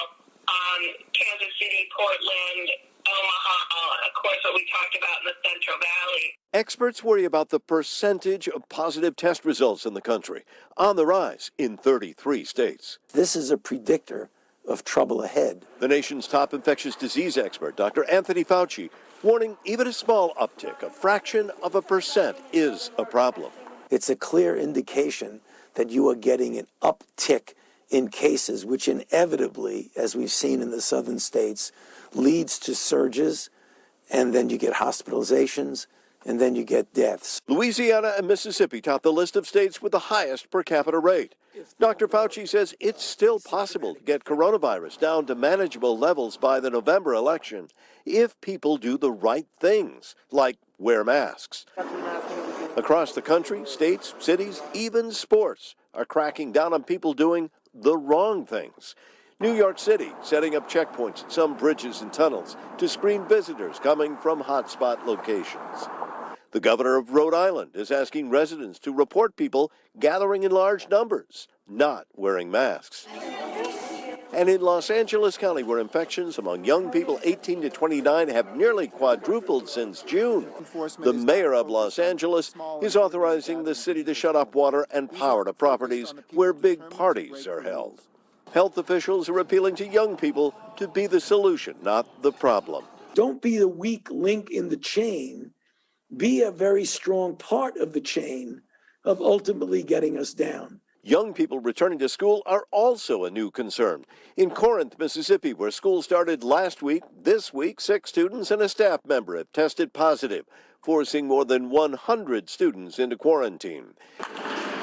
Major League Baseball is cracking down after COVID outbreaks on 2 teams.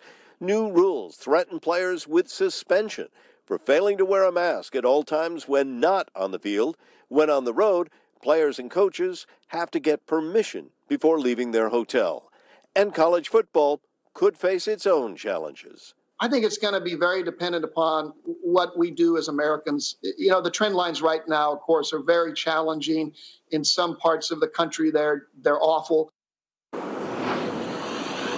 And further proof that no one is immune from the coronavirus, the notice coming from the Republican governor of Ohio just today, Mike DeWine, saying he has tested positive for coronavirus. He said he had to take the test as part of the protocol. He was going to greet the president today. That didn't happen. Here's more of what the governor had to say. About 6 o'clock this morning and drove to Cleveland. And the idea was I was going to get tested, which I did.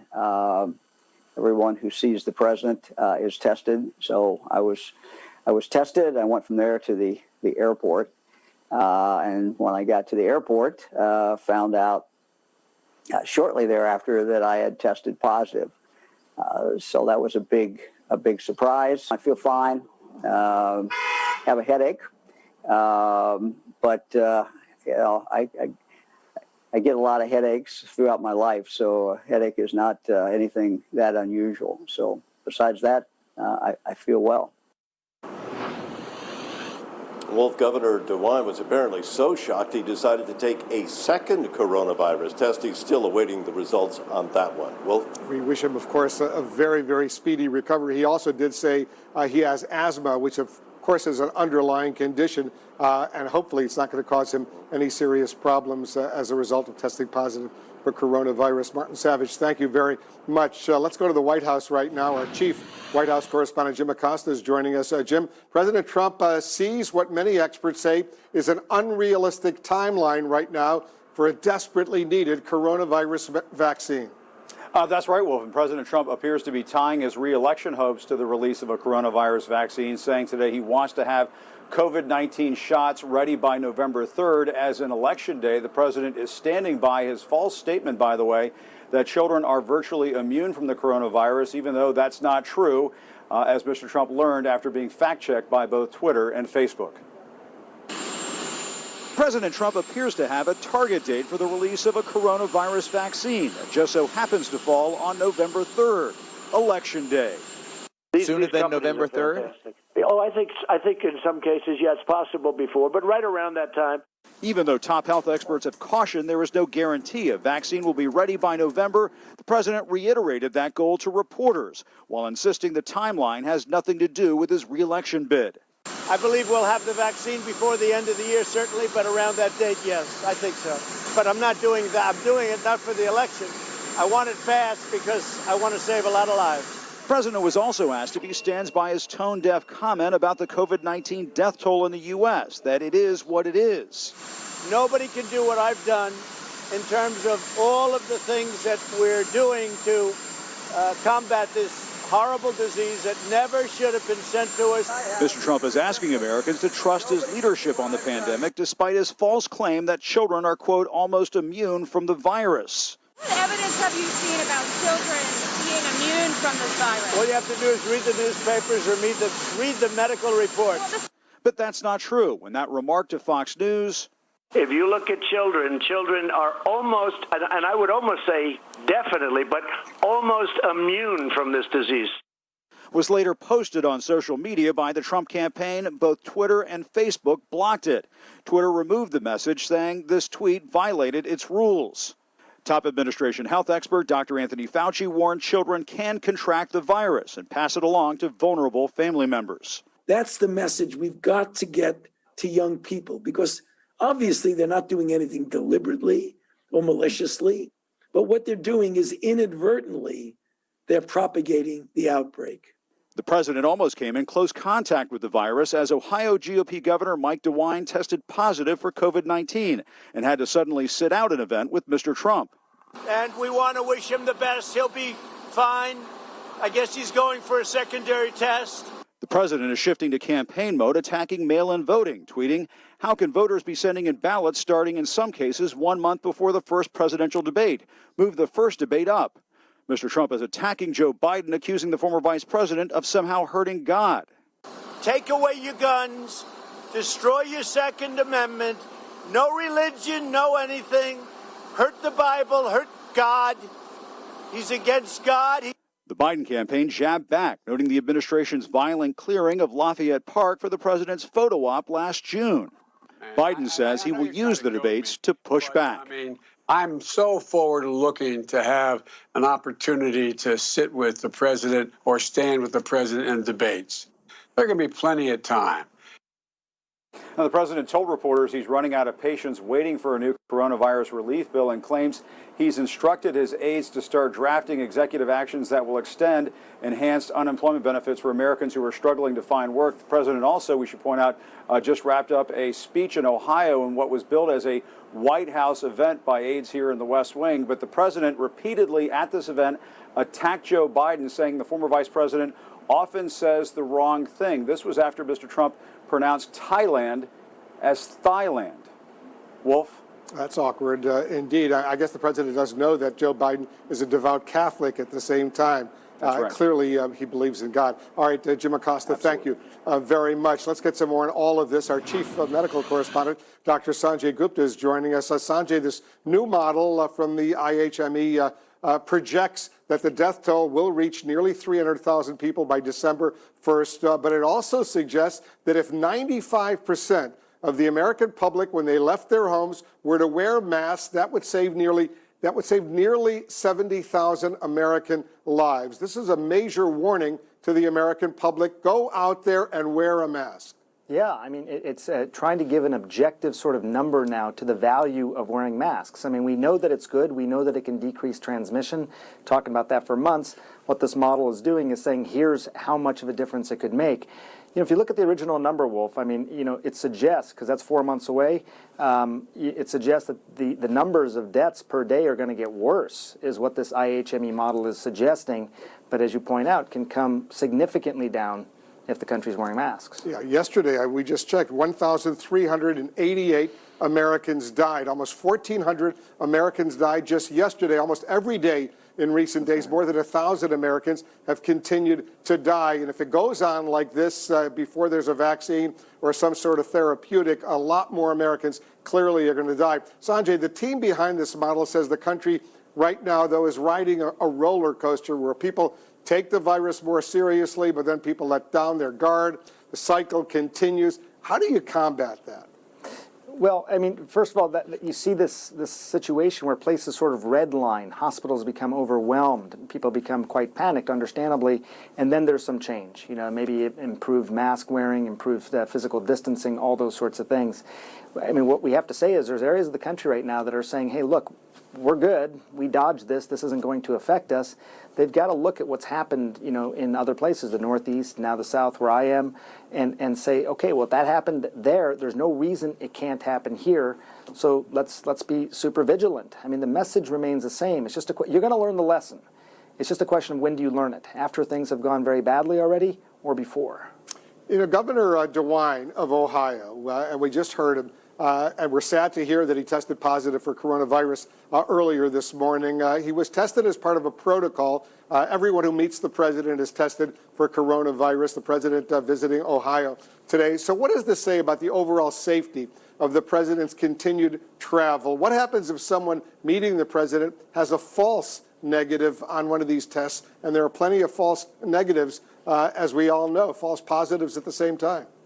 Yeah, and it's the false negative that would be of big concern in this situation, because somebody would be told you don't have the virus when in fact they actually do have the virus and they could potentially transmit it. And some of these testing protocols, as you know, Wolf, have false negative rates up to 15%. Right. So it's significant. You know, the other thing I took away from it, Wolf, which I'm sure you did as well, is that the type of testing that the governor had, he was surprised he came back positive. People who are the only people who can really get tested right now are mostly people who have some sort of symptoms. And we're not doing extensive surveillance testing. What this was something that is better known as assurance testing, giving him the assurance that he wasn't carrying the virus when he was going to go meet the president. It sounds like a really extraordinary thing. That kind of testing, Wolf, should be available to everyone. I'd love to have the assurance that my kids, as they go to school, aren't harboring the virus in their bodies, and the other kids and adults that they're coming in contact with aren't as well. That's not a fantasy, Wolf. That could have been done. It still can be done, and it should be done. You know, Governor DeWine, who's appeared on this program many times, I've known him for many years. He's been in the forefront in fighting this coronavirus. He just told everyone, though, that, yeah, he had some headaches.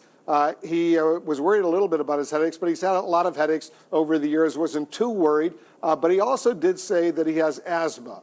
That's one of the underlying conditions that potentially could dramatically complicate those who wind up getting coronavirus, right?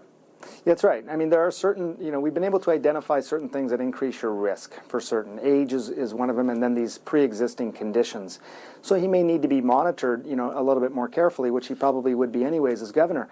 But, one thing I do want to remind, though, statistically still things are very much on his side. You know, even though he does have this pre-existing condition, if you look at the broad data, most people do recover from this. We don't know what that recovery looks like exactly, but they do recover from this sort of thing. So he's going to need to be monitored. I'm sure he will be, but we have to figure out what is protecting people and what puts them at increased risk. And even though most people recover, we don't know what the long-term impact is going to be. There potentially could be some long-term effects on various parts of the body. All right, Sanjay, thank you very, very much. And of course, we wish Governor DeWine only the best, speedy recovery indeed. We'll check in with him as well. And to our viewers, stay with us, stay with CNN to answer your questions on the pandemic and its toll on our mental health. Dr. Sanjay Gupta and our own Anderson Cooper, again, will host a new global town hall, their 20th, with special guest Olympic gold medalist Michael Phelps. Coronavirus Facts and Fears tonight, 8 p.m. Eastern, must watch TV. Up next, President Trump politicizes a possible coronavirus vaccine, actually tying it to the November 3rd presidential election. Plus, growing anger over the large explosion that killed at least 137,000 people and injured more than 5,000. We're going to go live to Beirut for an update. When you start with a better hot dog from Oscar Mayer, That's no way to treat a dog. you can do no wrong. Where did you learn that? The internet. Yeah. With no artificial preservatives or added nitrates or nitrites, it's all for the love of hot dogs. Thinking about your financial plan? So are we. Prudential helps 25 million people with their financial needs. With over 90 years of investment experience, our thousands of financial professionals can help.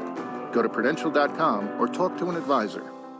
People across America trust Nutrisystem because we deliver your favorite foods made healthier right to your door. Get 50% off a month of meals and probiotic shakes to help support your immunity. Order right now to get 50% off meals and shakes. Nutritious prepared meals made by chefs and ready in 3 minutes.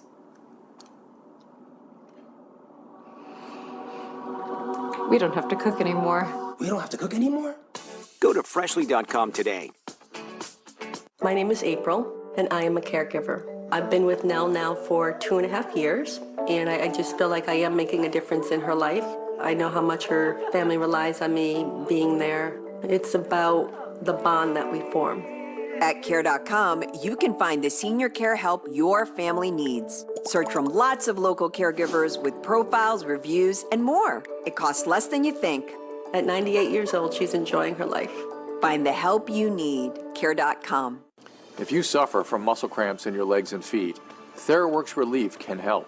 With daily application, this fast-acting foam is clinically proven to prevent muscle cramps before they start. Get TheraWorks Relief today. Available in stores everywhere. This is your world. Are you ready to explore the technology that makes it tick? Get ready to code it, craft it, change it, protect it, and create your future. Destinations Career Academy gets high schoolers ready to launch meaningful careers, letting them learn the skills they need with the technology they'll use to make a difference. Get ready to shape your world. Enroll in Destinations Career Academy today. Anytime, any place. Education for anyone.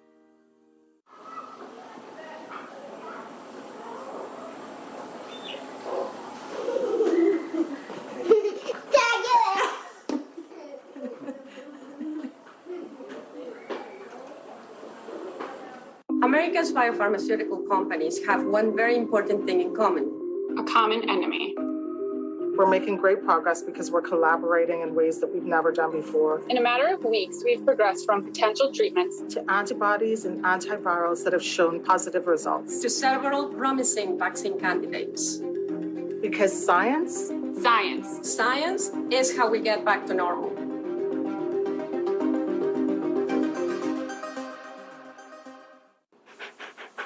When pets were given the choice between paying more with cable TV or paying less for their favorite channels with Sling, the results? Well, there were no results. Because they're animals. They don't have a concept of money. You're not an animal. Make the smart choice and switch to Sling. Get the best of cable for the best price. Get started in 5 minutes at sling.com.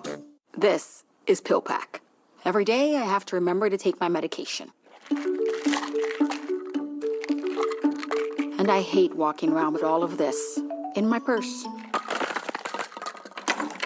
Now I use PillPack. They deliver everything right to my door, so I never miss my medication. The best part, their service is free. I only pay my copays. Does your pharmacy do that? PillPack by Amazon Pharmacy. Closed captioning brought to you by Mesobook.com. Mesothelioma, it's all we do.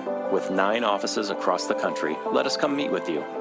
Call us at 1-800-213-8000. Welcome back. One quick correction right now. Just a moment ago, I misspoke and said 137,000 people died in the Beirut blast. Actually, that's obviously a mistake. The actual number, 137 people. 137 people have died. More than 5,000 have been injured in Beirut. We're following that story. We'll go live to Beirut in a little while and get the latest. Sorry for that mistake, clear misspeaking of what was going on.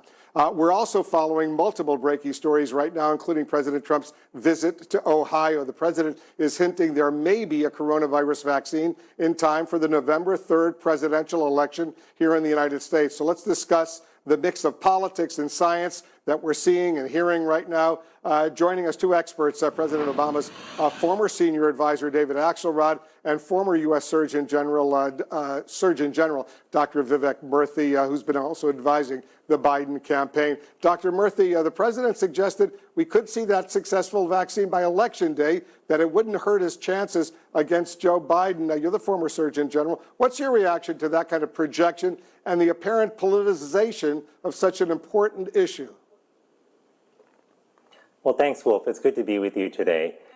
I think when it comes to a vaccine, all of us are hoping that we will get a vaccine that's safe and effective as soon as possible. But I think it's very dangerous at this point to give specific dates, because while there are reasons to be hopeful, we do have, for example, multiple vaccine candidates that are in advanced stages of human trials, and we do have collaborators who are working together around the world. But there are two critical requirements for a vaccine. One is that it is safe, and the other is that it is effective. And we cannot cut corners in getting there. And we can't sacrifice our standards, because if we do, it not only hurts people, but it's going to damage people's faith in vaccine efforts. And, what bothers me and worries me is that as of early this summer, nearly 50% of people in polls were saying that they were either decided against taking a vaccine or uncertain about it. And that makes it all the more important that any vaccine that is approved or authorized has to be reviewed by the FDA's External Vaccine Advisory Committee, and it has to be deliberated upon in a public forum. And it's also why we've got to be really clear with people about what the distribution plan is for this vaccine, because it will take months to get this vaccine out, even under optimal circumstances, which is why the vaccination campaign we develop has got to be top-notch and executed well. Important indeed. So, David, what did you make of the comment by the president tying the vaccine timeline to the November 3rd election? Well, Wolf, I wasn't terribly surprised, because I've been saying for months that the president would, whatever the circumstances are, will announce a vaccine sometime before the November 3rd election. The country is desperate for relief from this virus, and the president is looking for relief from his political conundrum that the virus has presented. And so just given his past behavior, it seemed obvious that he was going to he was hoping that this might be the breakthrough that he needs, the political breakthrough. But I think what Dr. Murthy is saying is so important. They've done a great job, honestly, all the researchers and the government, in pushing forward this project. But even if, as Dr. Fauci has suggested, we reach a vaccine by the end of this year or the beginning of next, that would be a record accomplishment in terms of the development and the verification of a vaccine. And to suggest that somehow we're going to have it months earlier contributes to concerns that people have about whether it's being rushed, whether it will be safe, at a time when we really need the country to embrace the vaccine in order to reach the kind of herd immunity that is necessary for us to return to our normal routine. So it's unfortunate that he did it, but I think fairly predictable. Dr. Murthy, I want you to watch something else that the president said earlier today. Watch this. Nobody can do what I've done in terms of all of the things that we're doing to combat this horrible disease that never should have been sent to us. So does it seem like he really doesn't believe there's more he could do to have responded successfully to this crisis over these past 6 months? Well, Wolf, I wish that I could say that we have done everything we could as a country to address this pandemic. But having had the great privilege of serving in government and working on the Zika response and the Ebola response, I've actually seen firsthand that we have extraordinary scientists. We've got great organizations and great networks and experience within the federal government and our external group of partners. And we have what it takes to respond well to this pandemic. But what we don't have at this point, unfortunately, is the leadership and coordination and the execution to get there. And I think there's no doubt that we could do better. Most countries, most of our fellow industrialized nations around the world experience a surge in cases and then a drop in cases. We are one of the few that only dropped modestly and then surged again. So we not only can do better, but we must do better because lives are on the line. Dr. Murthy, thanks so much for joining us. David Axelrod, thanks to you as well. Coming up, multiple schools in one state now reporting coronavirus cases in the first week of class. And once again, we'll also go live to Beirut for details of growing anger over that giant explosion that devastated a huge part of the city and injured thousands of people. Everything you touch, everything you feel is Jaguar, especially when you hit the accelerator. Never stop creating, never stop innovating. Every day is a chance to show the world something it has never seen. The I-Pace. This is how Jaguar delivers electric performance.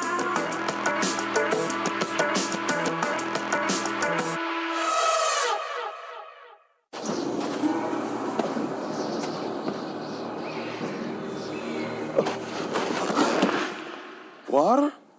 Why?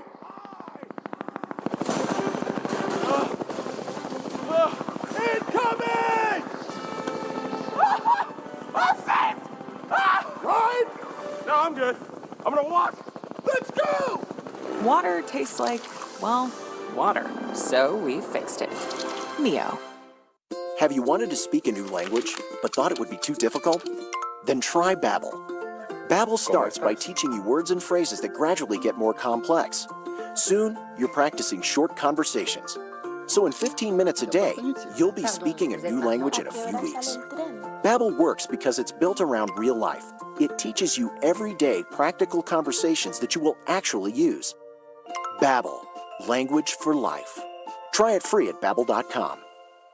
While everyone else makes the same fish sandwich, Arby's made a better one with beer-battered cod and buttery brioche. Because this is a competition, and Arby's is keeping score.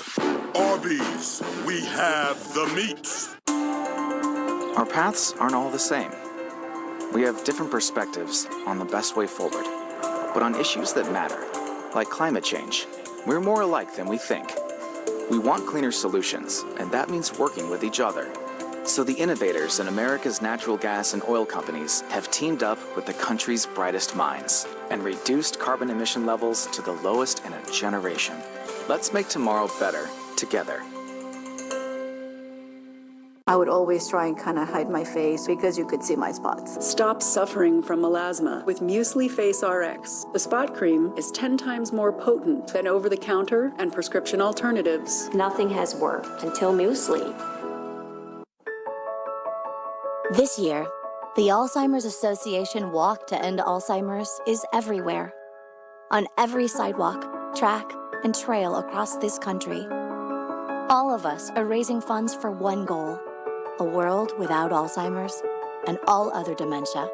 Because this disease isn't waiting, neither are you. Take the first step on your walk right now.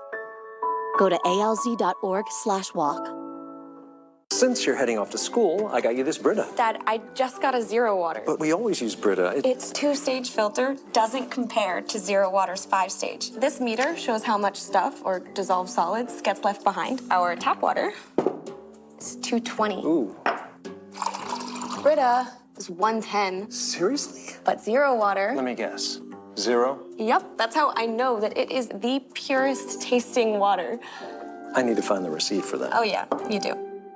This is America's new gig economy. I'm in Austin, Texas to see how it all works. I've done the food delivery, ride share, some catering. It's a million different things all at once. An all-new episode of United Shades of America with W. Kamau Bell, Sunday at 10. I would always try and kind of hide my face because you could see my spots. Stop suffering from melasma with Muesli Face RX. The spot cream is 10 times more potent than over-the-counter and prescription alternatives. Nothing has worked until Muesli. This isn't dry food or wet food. It's not burnt brown pellets. The farmer's dog makes it simple to feed your dog real food. It's real meat and veggies, freshly made, developed with vets, delivered right to your door. That's why dog lovers are choosing the farmer's dog. A smarter, healthier pet food. Delivered. Visit tryfarmersdog.com and get 50% off your first box of food. Are you sick and tired of looking and feeling heavy? ProBioSlim promotes healthy digestion and helps you lose weight. Patented probiotics ease constipation, gas, and bloating, while powerful EGCG burns fat and calories. Unleash your potential with ProBioSlim, the #1 probiotic fat burner at Walmart. Michael Phelps, live.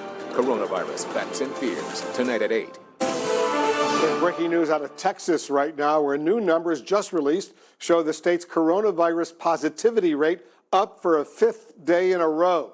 CNN's Ed Lavendera is joining us from Dallas right now. So, Ed, what do these new numbers tell us? Hey, Wolf, well, this is one of those indicators that Dr. Fauci and others have talked so much about, the positive infection rate of the new cases being reported. And in the last week, that has jumped 5%, from 12% just over last week to a little more than 17% being announced today. That's a dramatic increase, as well as the number of deaths reported today as well. Over 300 deaths being reported. There are some slivers of good news. The number of new cases being reported has dropped to about 7,500. That's the record highs was over 10,000 a few weeks ago, and hospitalizations are down. This comes as this state prepares to begin the process of sending kids back to school. Governor Abbott here talked about that today. Is we will see an increase in spread of COVID-19 because of gatherings that take place outside of school that could lead to the spread of COVID-19.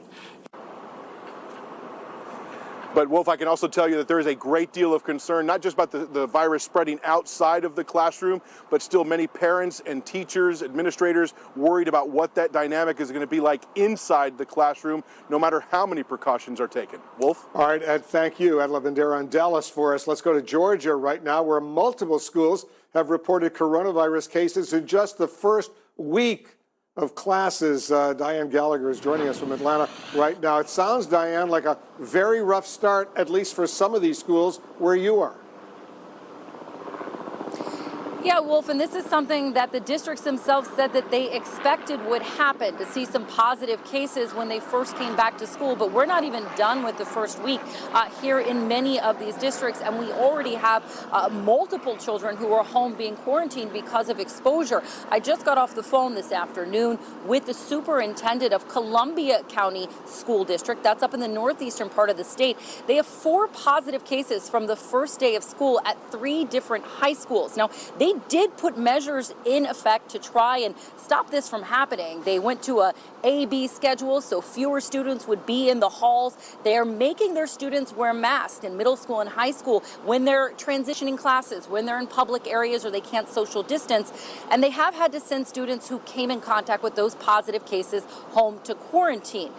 But in nearby Cherokee County, here by Atlanta, they also have 4 positive cases. 2 elementary school students, a kindergarten teacher, and an 8th grader. They are not mandating masks. They said if the governor isn't mandating it for the state, we're not going to mandate them here. In Cherokee County, Wolf, more than 60 students are at home quarantining because they came in contact with a COVID positive person. And again, we aren't even done with the first week of in-person classes here in Georgia yet. Yeah, this is also disturbing. All right, Diane, thank you very much, Diane Gallagher in Atlanta. For us, let's talk about the challenges of reopening schools here in the United States. We're joined by biology professor Aaron Bromage, a CNN contributor. Aaron, thanks for joining us. We're hearing these troubling reports. You just heard students in Georgia, Mississippi testing positive for the coronavirus just as they're returning to school. And this raises serious questions, not only about their well-being, but also exposure to their families, teachers, staff, fellow students, because even if they're asymptomatic, they can still pass on this disease, right? Yeah, that's absolutely right. I mean, when you're looking at the test positivity rate in Mississippi, for example, it's at 20%, which means every 5 tests that you run, 1 come back positive. If you've got a class of 20, 25 students and you test them, you're going to find people that are positive there.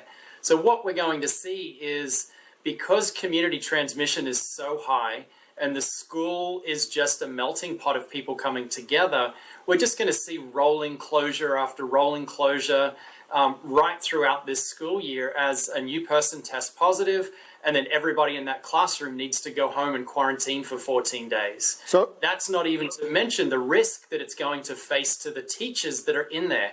So it's just going to keep happening. Especially if the teachers are a little older or they have underlying conditions. It's a real problem. So for parents who might be watching us right now, Aaron, who are still debating whether or not to send their kids back to school, how would you recommend reaching this critically important decision? Well, you need to know what is happening in your community. If you look like Georgia, if you look like Mississippi, there really is not a safe way for you to send your kids to school and not expect that they're going to be home in quarantine or get infected and bring that home. There is just too much community transmission. But if you live in some of the more rural parts of America, I mean, even Massachusetts is doing quite well in a number of areas.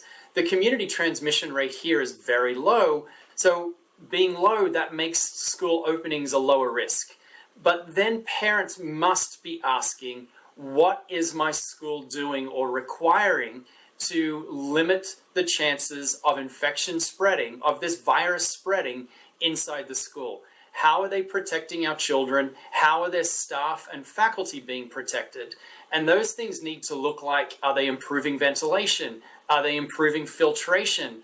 Are they potting the kids up into classes or into grades? There's a ton of questions that need to be asked by parents of sending their kids there, and it starts with those. What does it look like in your community, and what is your school doing? Yeah, those are important questions the parents have to ask. A lot of schools, as you know, they're requiring masks, but especially for the younger children in classrooms where social distancing, let's say, is difficult, the temptation to remove or frequently adjust masks clearly is very high. A lot of young kids are not even going to want to wear a mask. So will facial coverings alone, even if they do use them, be effective? So facial coverings are definitely part of the solution to keep schools safer. The more compliance you can have to masks, the less droplets get up into the air. But they're only part of the solution. Classrooms, schools need to be looking at how can they improve the ventilation. How much outside air can we bring inside, and how much air from inside of the classroom can we dump outside? And then if we can't get good air exchange, we need to be looking at air filtration. So putting masks together with air exchange and air filtration will make a really big difference to whether a child that comes into a classroom or a teacher that comes into a classroom that is infected, do they have the ability to be able to spread that virus to other people? Yeah, Dr. Fauci said today it's so critically important. Keep the windows open as long as possible. Let the air from the outside come inside. Don't just close off all the windows. Aaron Brumage, as usual, thank you very much. You're welcome, Wolf. Have a good evening. You too. Thank you. Coming up, there's growing anger as reports tell of ignored warnings for years before that huge explosion in Beirut, and later, worries that a popular motorcycle rally coming up in South Dakota could actually turn into a super spreader event for the coronavirus.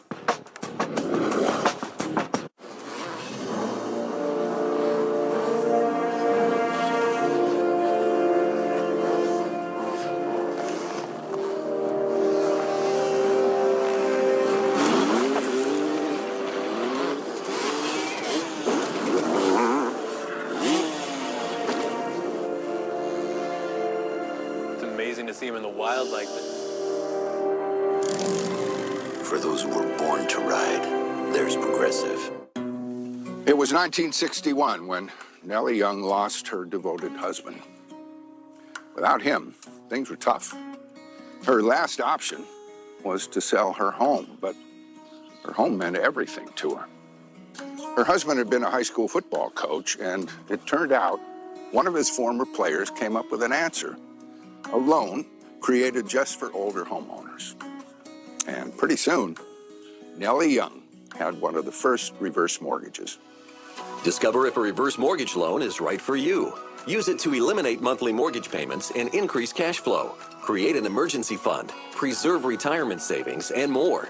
Call now for your free information kit. Call 800-234-0830. That first reverse mortgage loan meant Nellie could stay in the home she loved so much, with memories that meant even more. A reverse mortgage loan isn't some kind of trick to take your home. It's a loan, and it's tax-free cash just when you need it. It's about making your retirement better. Call today and find out more in AAG's free no-obligation reverse mortgage loan guide. Access tax-free cash and stay in the home you love.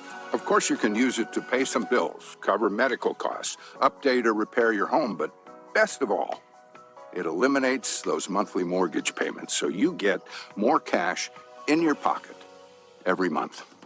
Learn how you can use a reverse mortgage loan to cover your expenses, pay for health care, preserve retirement savings, and so much more. A lot's changed since 1961.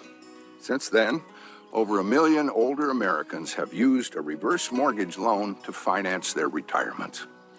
It meant so much to Nellie. Maybe it can mean as much to you. Call now and get your free info kit. Call 800-234-0830. Stay home. Those words have lived in my heart for nearly 20 years. It's a reason why our nurses and caregivers deliver a higher standard of home care. Because if there's one thing we know, it's how much it helps to stay home. People across America trust Nutrisystem because we deliver your favorite foods made healthier right to your door. Get 50% off a month of meals and probiotic shakes to help support your immunity. Order right now to get 50% off meals and shakes. Your mission: stand up to moderate to severe rheumatoid arthritis and take it on with Rinvoq. Rinvoq, a once daily pill, can dramatically improve symptoms. Rinvoq helps tame pain, stiffness, swelling, and for some, Rinvoq can even significantly reduce RA fatigue. That's Rinvoq relief. With RA, your overactive immune system attacks your joints. Rinvoq regulates it to help stop the attack. Rinvoq can lower your ability to fight infections, including tuberculosis. Serious infections and blood clots, sometimes fatal, have occurred, as have certain cancers, including lymphoma, and tears in the stomach or intestines, and changes in lab results. Your doctor should monitor your blood work. Tell your doctor about any infections, and if you are or may become pregnant while taking Rinvoq.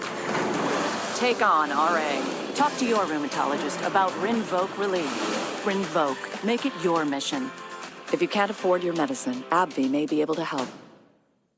The Dexcom tells me my numbers every 5 minutes, and it also tells me which way I'm going. I can just look at my phone and see my numbers in real time. It's like the easiest app in the world, and you don't have to prick your fingers at all. It's amazing. You know, not having to prick my fingers anymore, wow, that's incredible. You know, I would have never dreamt that years ago. The Dexcom gives me that knowledge, and it gives me control, gives me power to be who I want to be every day. Much more on the coronavirus crisis coming up, but we're also following the growing anger in Beirut right now as investigators are trying to determine what's the blame for Tuesday's deadly explosion. CNN's Arwa Damon is in Beirut for us. She's joining us live. So Arwa, what's the latest information you're getting?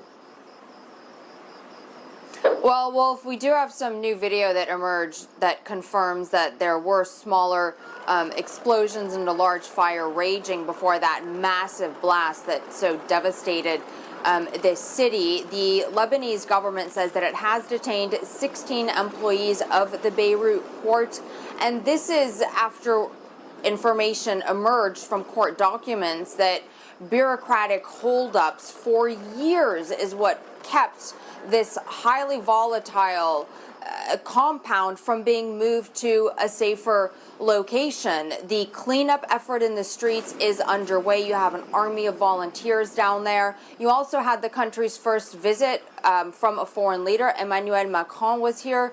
He was down in those devastated areas. He was begged by the people to help them, and he did promise financial aid, but said that carte blanche would not be given to the Lebanese government.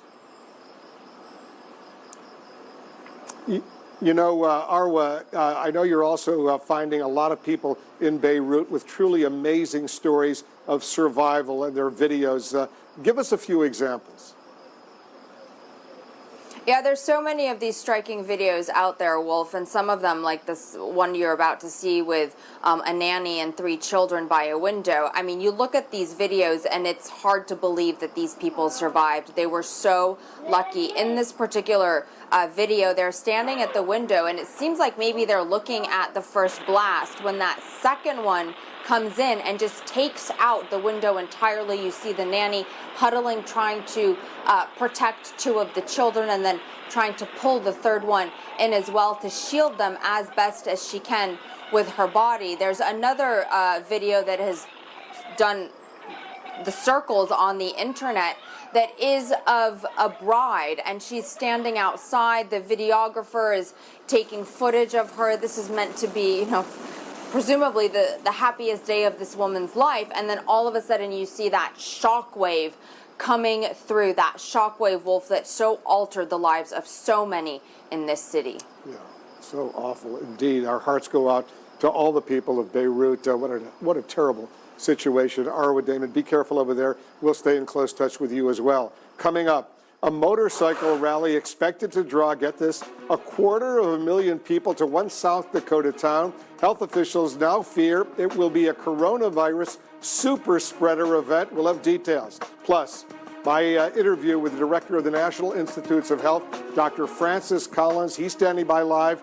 We have lots of questions for him about the rising death rate unfolding in 15 states right now. If you have moderate to severe psoriasis, little things can become your big moment. That's why there's Otezla. Otezla is not a cream. It's a pill that treats plaque psoriasis differently. With Otezla, 75% clear skin is achievable. Don't use if you're allergic to Otezla. It may cause severe diarrhea, nausea, or vomiting. Otezla is associated with an increased risk of depression. Tell your doctor if you have a history of depression or suicidal thoughts, or if these feelings develop. Some people taking Otezla reported weight loss. Your doctor should monitor your weight and may stop treatment. Upper respiratory tract infection and headache may occur. Tell your doctor about your medicines and if you're pregnant or planning to be. Otezla, show more of you. To all my friends at home, let's get started. Incline's going high today. Woo! We are burning calories now. The higher the incline, the higher the calorie burn. We're gonna climb up right into the clouds. Absolutely stunning. Wow, just take a moment to look at that. Nicely done. Beautiful job today. That hike was incredible. Only at NordicTrack.com. The coronavirus is wrecking state and local budgets. If the Senate doesn't act, it will mean painful cuts to essential public services across America. Fewer teachers and nurses, longer response times, dirtier streets.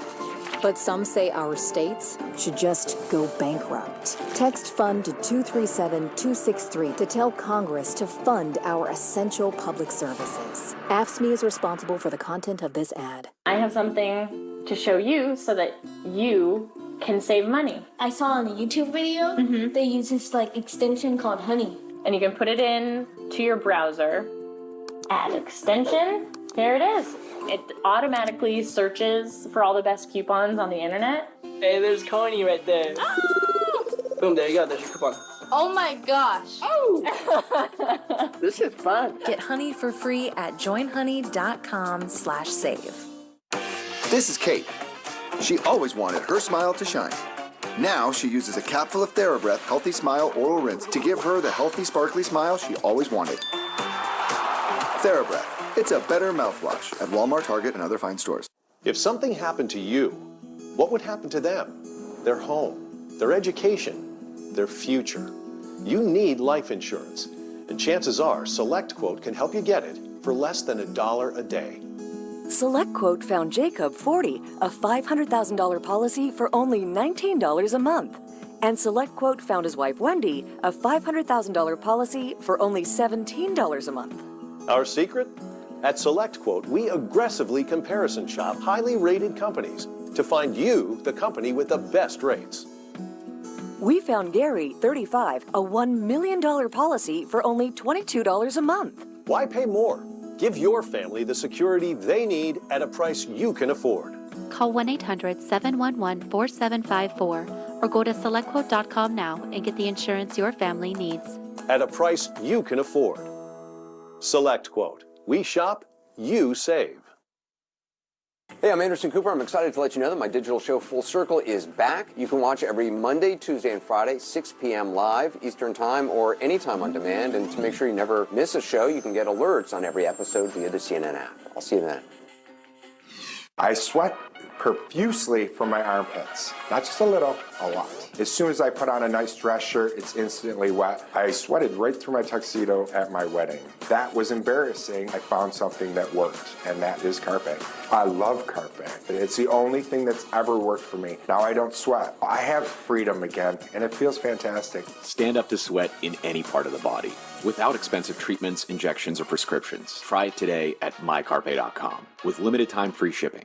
Hiring is challenging, especially for a pivotal role. It definitely felt like we were looking for a needle in a haystack. So Dylan used ZipRecruiter. He posted his job, ZipRecruiter sent it to over 100 top job sites, and then matched his job with qualified candidates. We were very impressed with how quickly we had quality candidates apply through ZipRecruiter. It's very important that we choose the right people, and ZipRecruiter's been able to help us do that. ZipRecruiter, the smartest way to hire. Try it for free at ZipRecruiter.com/vote. The 2020 convention starts August 17th at 8 Eastern on CNN. A small South Dakota town is preparing for 250,000 people to attend an annual motorcycle rally during this pandemic. CNN's Brian Todd is joining us. Brian, health experts, they are extremely and totally understandably deeply concerned about this event. They are, Wolf. We're hearing phrases like potential disaster and super spreader when medical experts talk about this event. Still, it's going to go ahead as scheduled starting tomorrow, with this town's population about to swell to about 35 times its normal size. For about 80 years, the Sturgis Motorcycle Rally in South Dakota has been wildly popular. Oh, we're really excited. This is our 18th year coming. Yeah. Number 18 for us. Yeah. We don't miss it. We come every year.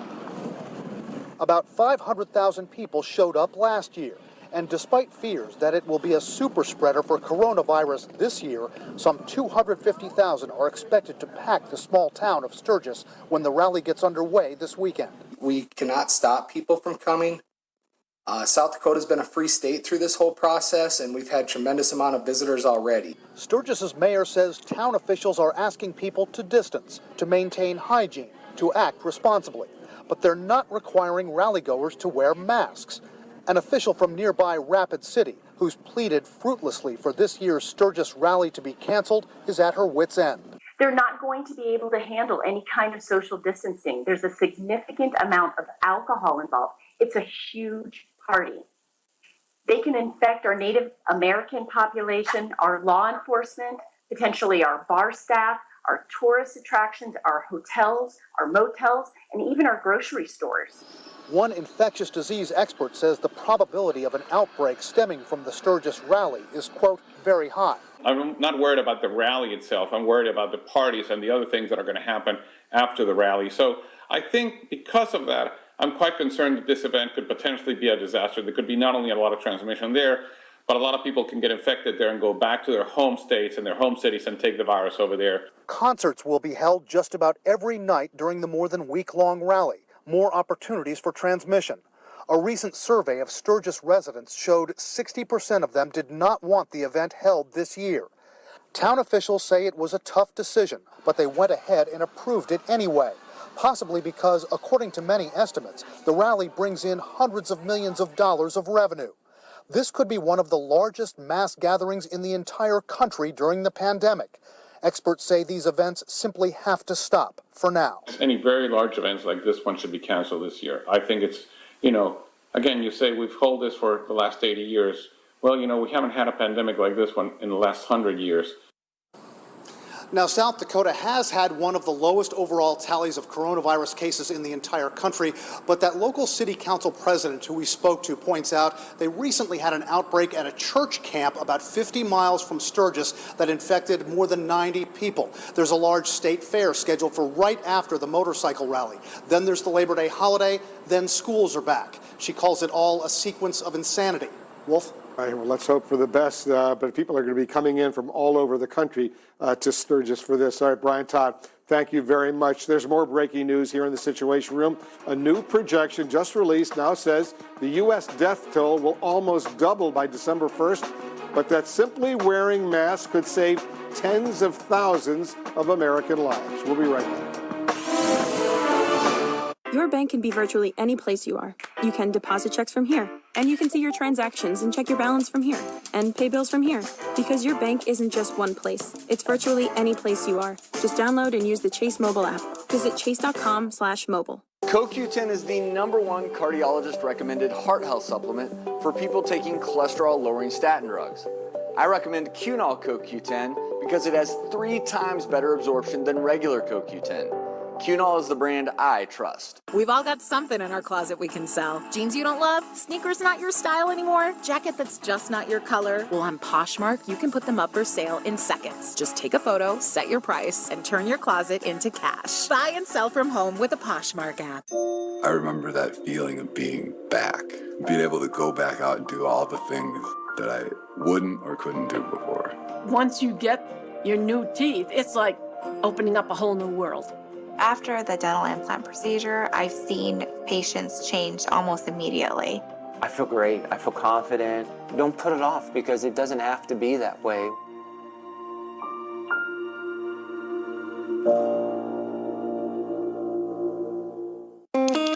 So what's going on? I'm a talking dog. The other issue? Oh, I'm scratching like crazy. You've got some allergic itch with skin inflammation. Apoquel can work on that itch in as little as 4 hours, whether it's a new or chronic problem. And Apoquel's treated over 8 million dogs. Nice. And the talking dog thing? Is it bothering you? No, itching like a dog is bothering me. Until dogs can speak for themselves, you have to. When allergic itch is a problem, ask for Apoquel.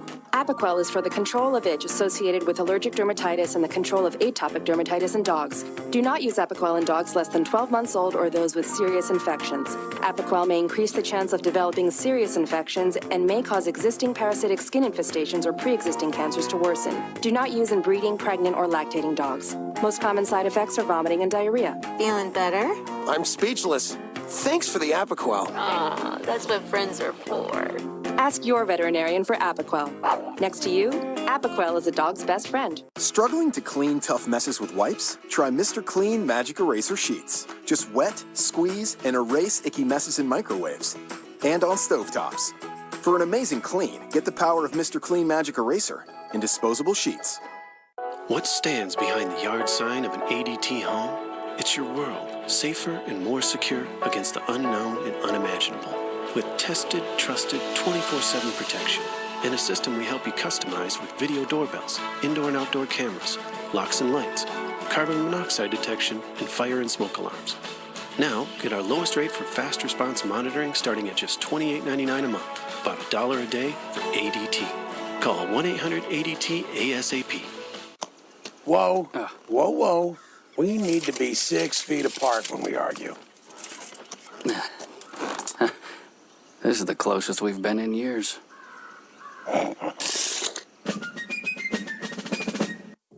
She poked her head out. She was the one.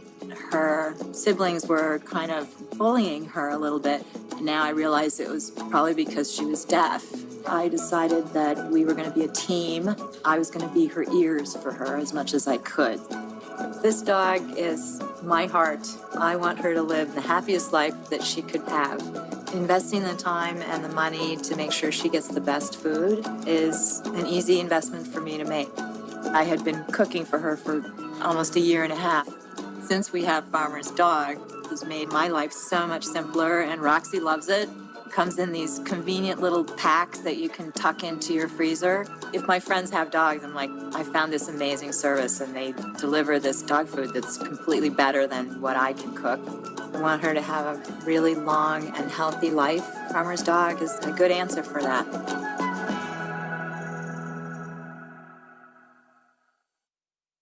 An all-new episode of United Shades of America with W. Kamau Bell, Sunday at 10.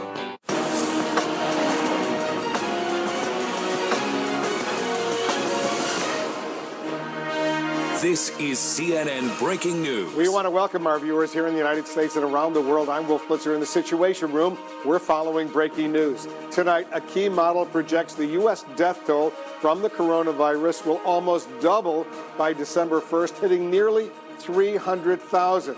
But Americans do have the power to lower that number dramatically. The experts behind the model say up to 70,000 American lives could be saved if people consistently wore masks when they leave their homes. At this hour, the death rate is rising right now in 15 states, and the total number of COVID-19 deaths has climbed above 159,000. The national case count getting closer and closer to 5 million. The risk of infection front and center as President Trump is visiting Ohio tonight. That state's governor tested positive just hours ago, forcing him to self-quarantine instead of greeting the president. Let's go straight to our national correspondent, Athena Jones. Athena, another alarming forecast of the life and death consequences of the coronavirus. Hi, Wolf. That's exactly right. It's a sign of just how out of control coronavirus is in America. The University of Washington's influential model now predicting nearly 300,000 deaths from COVID by December 1st. But they say consistent mask wearing starting today could save about 70,000 lives. This is a predictor of trouble ahead. A new warning for 9 U.S. cities and California's Central Valley, where the rate of people testing positive for coronavirus is rising. It's a clear indication that you are getting an uptick in cases, which inevitably, as we've seen in the southern states, leads to surges, and then you get hospitalizations, and then you get deaths. In a recording of a private phone call with state and local officials obtained by the Center for Public Integrity, the White House's coronavirus task force coordinator, Dr. Deborah Birx, urging these areas to take measures to mitigate the spread, like avoiding crowds and using masks, arguing data from previous hotspots show such measures work. In fact, Dr. Anthony Fauci says these simple measures could bring COVID infections down to manageable levels by Election Day. If we pay attention to the fundamental tenets of infection control and diminution of transmission, we could be way down in November. But far too many people haven't gotten the message. In Los Angeles, house parties like this one leading authorities to say they'll start turning off power and water at places that host such functions, especially repeat offenders. These large house parties have essentially become nightclubs. Some research has shown that 10% of people cause 80% of the spread. Since the beginning of June, the infection rate in Los Angeles County tripled among 30 to 39-year-olds and nearly quadrupled among 18 to 29-year-olds. Dr. Fauci pleading, don't be the weak link in the chain. Be a very strong part of the chain of ultimately getting us down.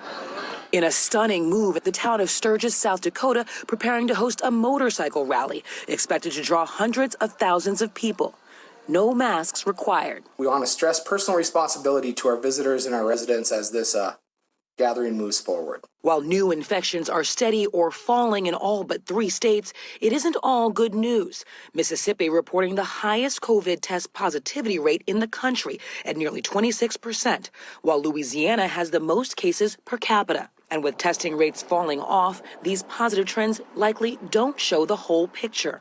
Meanwhile, the number of daily deaths on the rise in 15 states and stubbornly high nationwide, averaging more than 1,000 a day for the past 7 days. The University of Washington now predicting nearly 300,000 U.S. deaths from COVID by December 1st. And as more schools reopen for in-person classes, cases of coronavirus are popping up daily. We're trying to open up schools in the middle of a raging forest fire in many parts of the country, and we can't do that. Outbreaks in Georgia and Mississippi, proof in-person learning is risky in some places, which is why nearly 7 million children will begin the year remotely.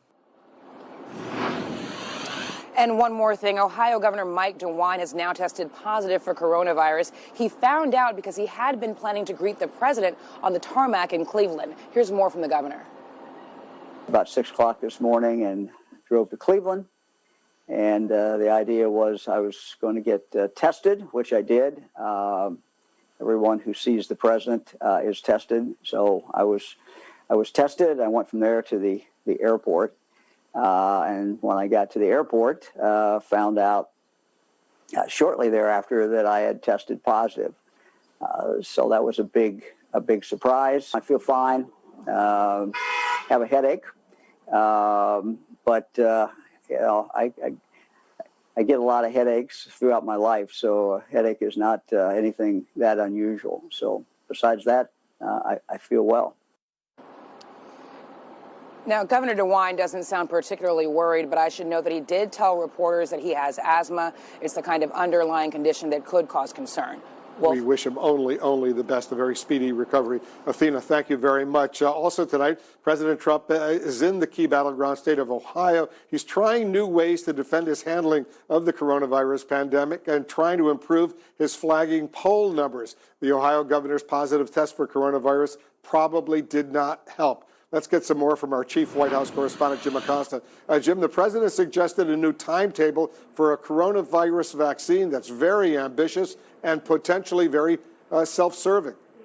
That's right. Well, President Trump appears to be tying his re-election hopes to the release of a coronavirus vaccine, saying today he wants to have COVID-19 shots ready by November 3rd as an election day. The president is standing by his false statement, by the way, that children are immune or almost immune from the coronavirus, even though that's not true, as Mr. Trump has learned after being fact-checked by both Twitter and Facebook. President Trump appears to have a target date for the release of a coronavirus vaccine that just so happens to fall on November 3rd, Election Day. Sooner than November 3rd? Oh, I think in some cases, yes, possible before, but right around that time. Even though top health experts have cautioned there is no guarantee a vaccine will be ready by November, the president reiterated that goal to reporters while insisting the timeline has nothing to do with his re-election bid. I believe we'll have the vaccine before the end of the year, certainly, but around that date, yes, I think so. But I'm not doing that. I'm doing it not for the election. I want it fast because I want to save a lot of lives. The president was also asked if he stands by his tone-deaf comment about the COVID-19 death toll in the U.S., that it is what it is.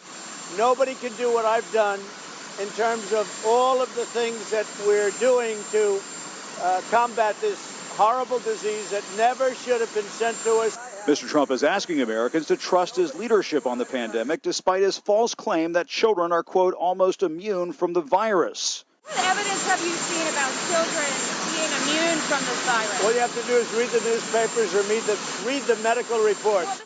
But that's not true. When that remark to Fox News... If you look at children are almost, and I would almost say definitely, but almost immune from this disease. Was later posted on social media by the Trump campaign. Both Twitter and Facebook blocked it. Twitter removed the message, saying this tweet violated its rules. Top administration health expert Dr. Anthony Fauci warned children can contract the virus and pass it along to vulnerable family members. That's the message we've got to get to young people, because obviously they're not doing anything deliberately or maliciously, but what they're doing is inadvertently they're propagating the outbreak.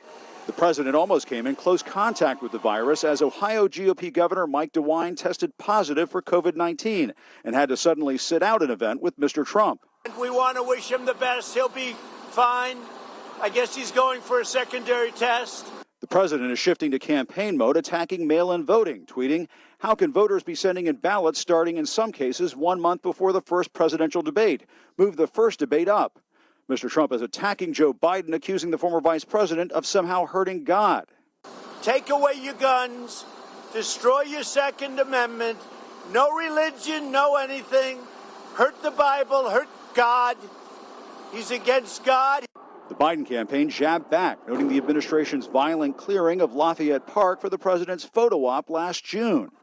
Biden says he will use the debates to push back. I'm so forward-looking to have an opportunity to sit with the president or stand with the president in debates. There can be plenty of time. And the president told reporters he's running out of patience waiting for a new coronavirus relief bill and claims he's instructed his aides to start drafting executive actions that will extend enhanced unemployment benefits for Americans who are struggling to find work.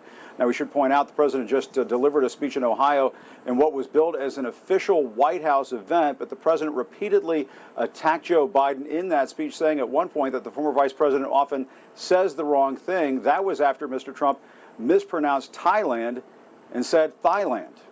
And we should also point out, Wolf, former Vice President Joe Biden does not hate God or does not have a campaign against religion. That is also false, coming from the president earlier today. Certainly is. All right, thanks very much. Jim Acosta reporting for us. Let's get some more on all of this from the director of the National Institutes of Health, Dr. Francis Collins. Dr. Collins, thanks so much for joining us. Thanks for everything you and your colleagues are doing. We are always grateful for NIH. As you know, this new model from the IHME projects the country's death toll could reach nearly 300,000 by December 1st. But if 95% of Americans were to wear masks when they leave their homes, it could save nearly 70,000 lives. Is it possible, Dr. Collins, to convince that many Americans to do something that is so simple, simply put on a mask? I certainly hope so, Wolf, and thanks for letting me be on your program to talk about this and other things. The reason to wear a mask is because you might be that super spreader that could be infecting other people and not know it. We just heard about Governor DeWine, who tested positive, had no idea that he was the person infected with this. And unfortunately, that's the case about 30-40% of the time.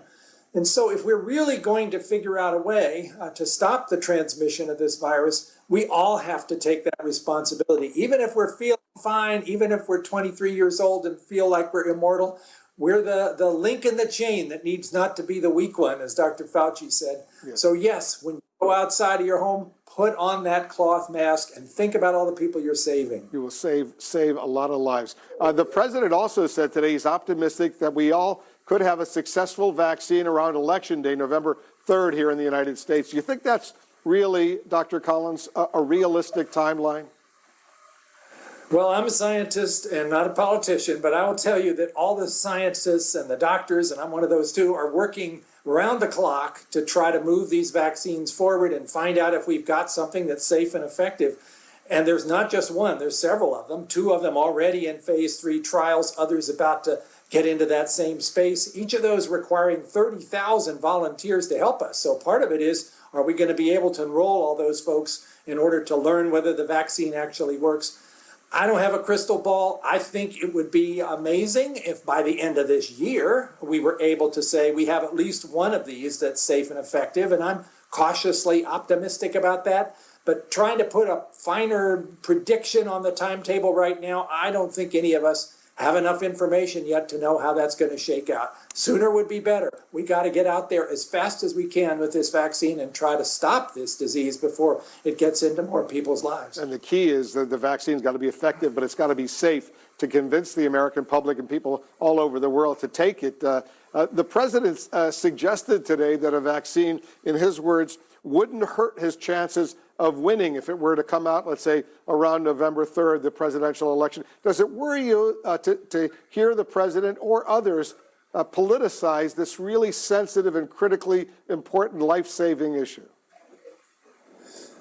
Well, certainly it is a medical issue, and it's a safety issue, and it's an efficacy issue, and it shouldn't really have a political spin attached to it. We want to be sure that when this comes through that this is something that everybody can trust to be exactly what's needed. I was happy to see an op-ed today in the Washington Post from the commissioner of the FDA saying he absolutely was not going to judge any vaccine safe and effective until he had seen the data and it was absolutely convincing. And that's the standard we need to follow. And I think in this country, that's the standard we will follow.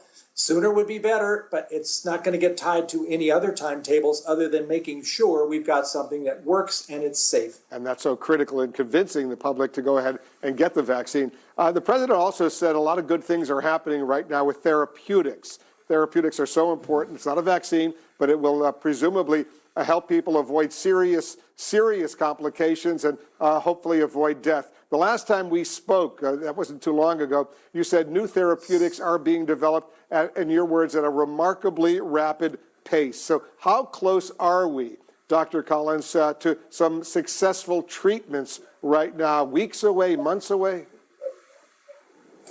Well, we need them, don't we? Because people are suffering and far too many are dying now, more than 1,000 every day, and the therapeutics are needed to try to help them. We already have remdesivir, which we know is effective for people in the hospital and ICUs. We have dexamethasone, which seems to help the people who are the most ill on a ventilator or in very serious trouble needing oxygen.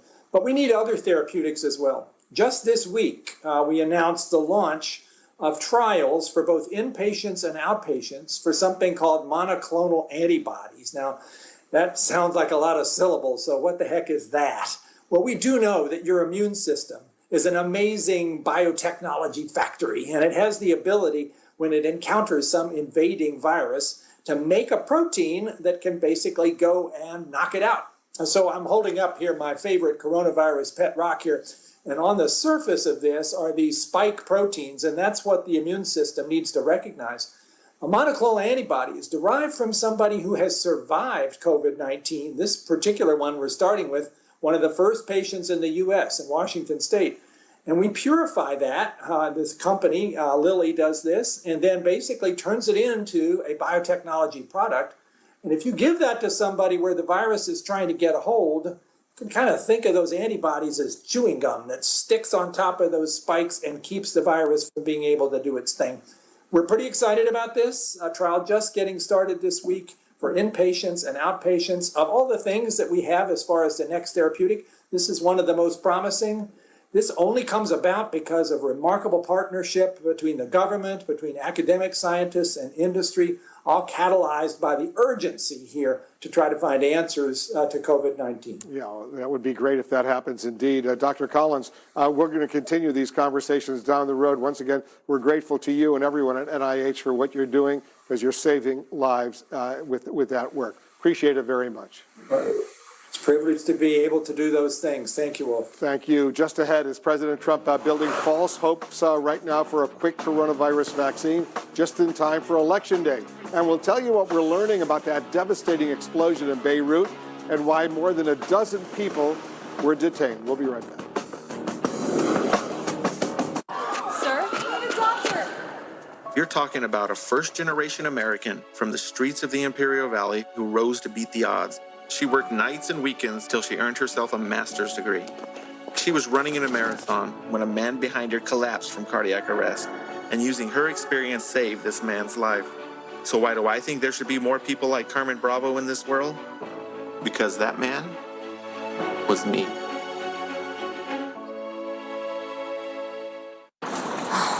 My son needs this drug. I hope it doesn't cost too much. I hope my insurance pays for it.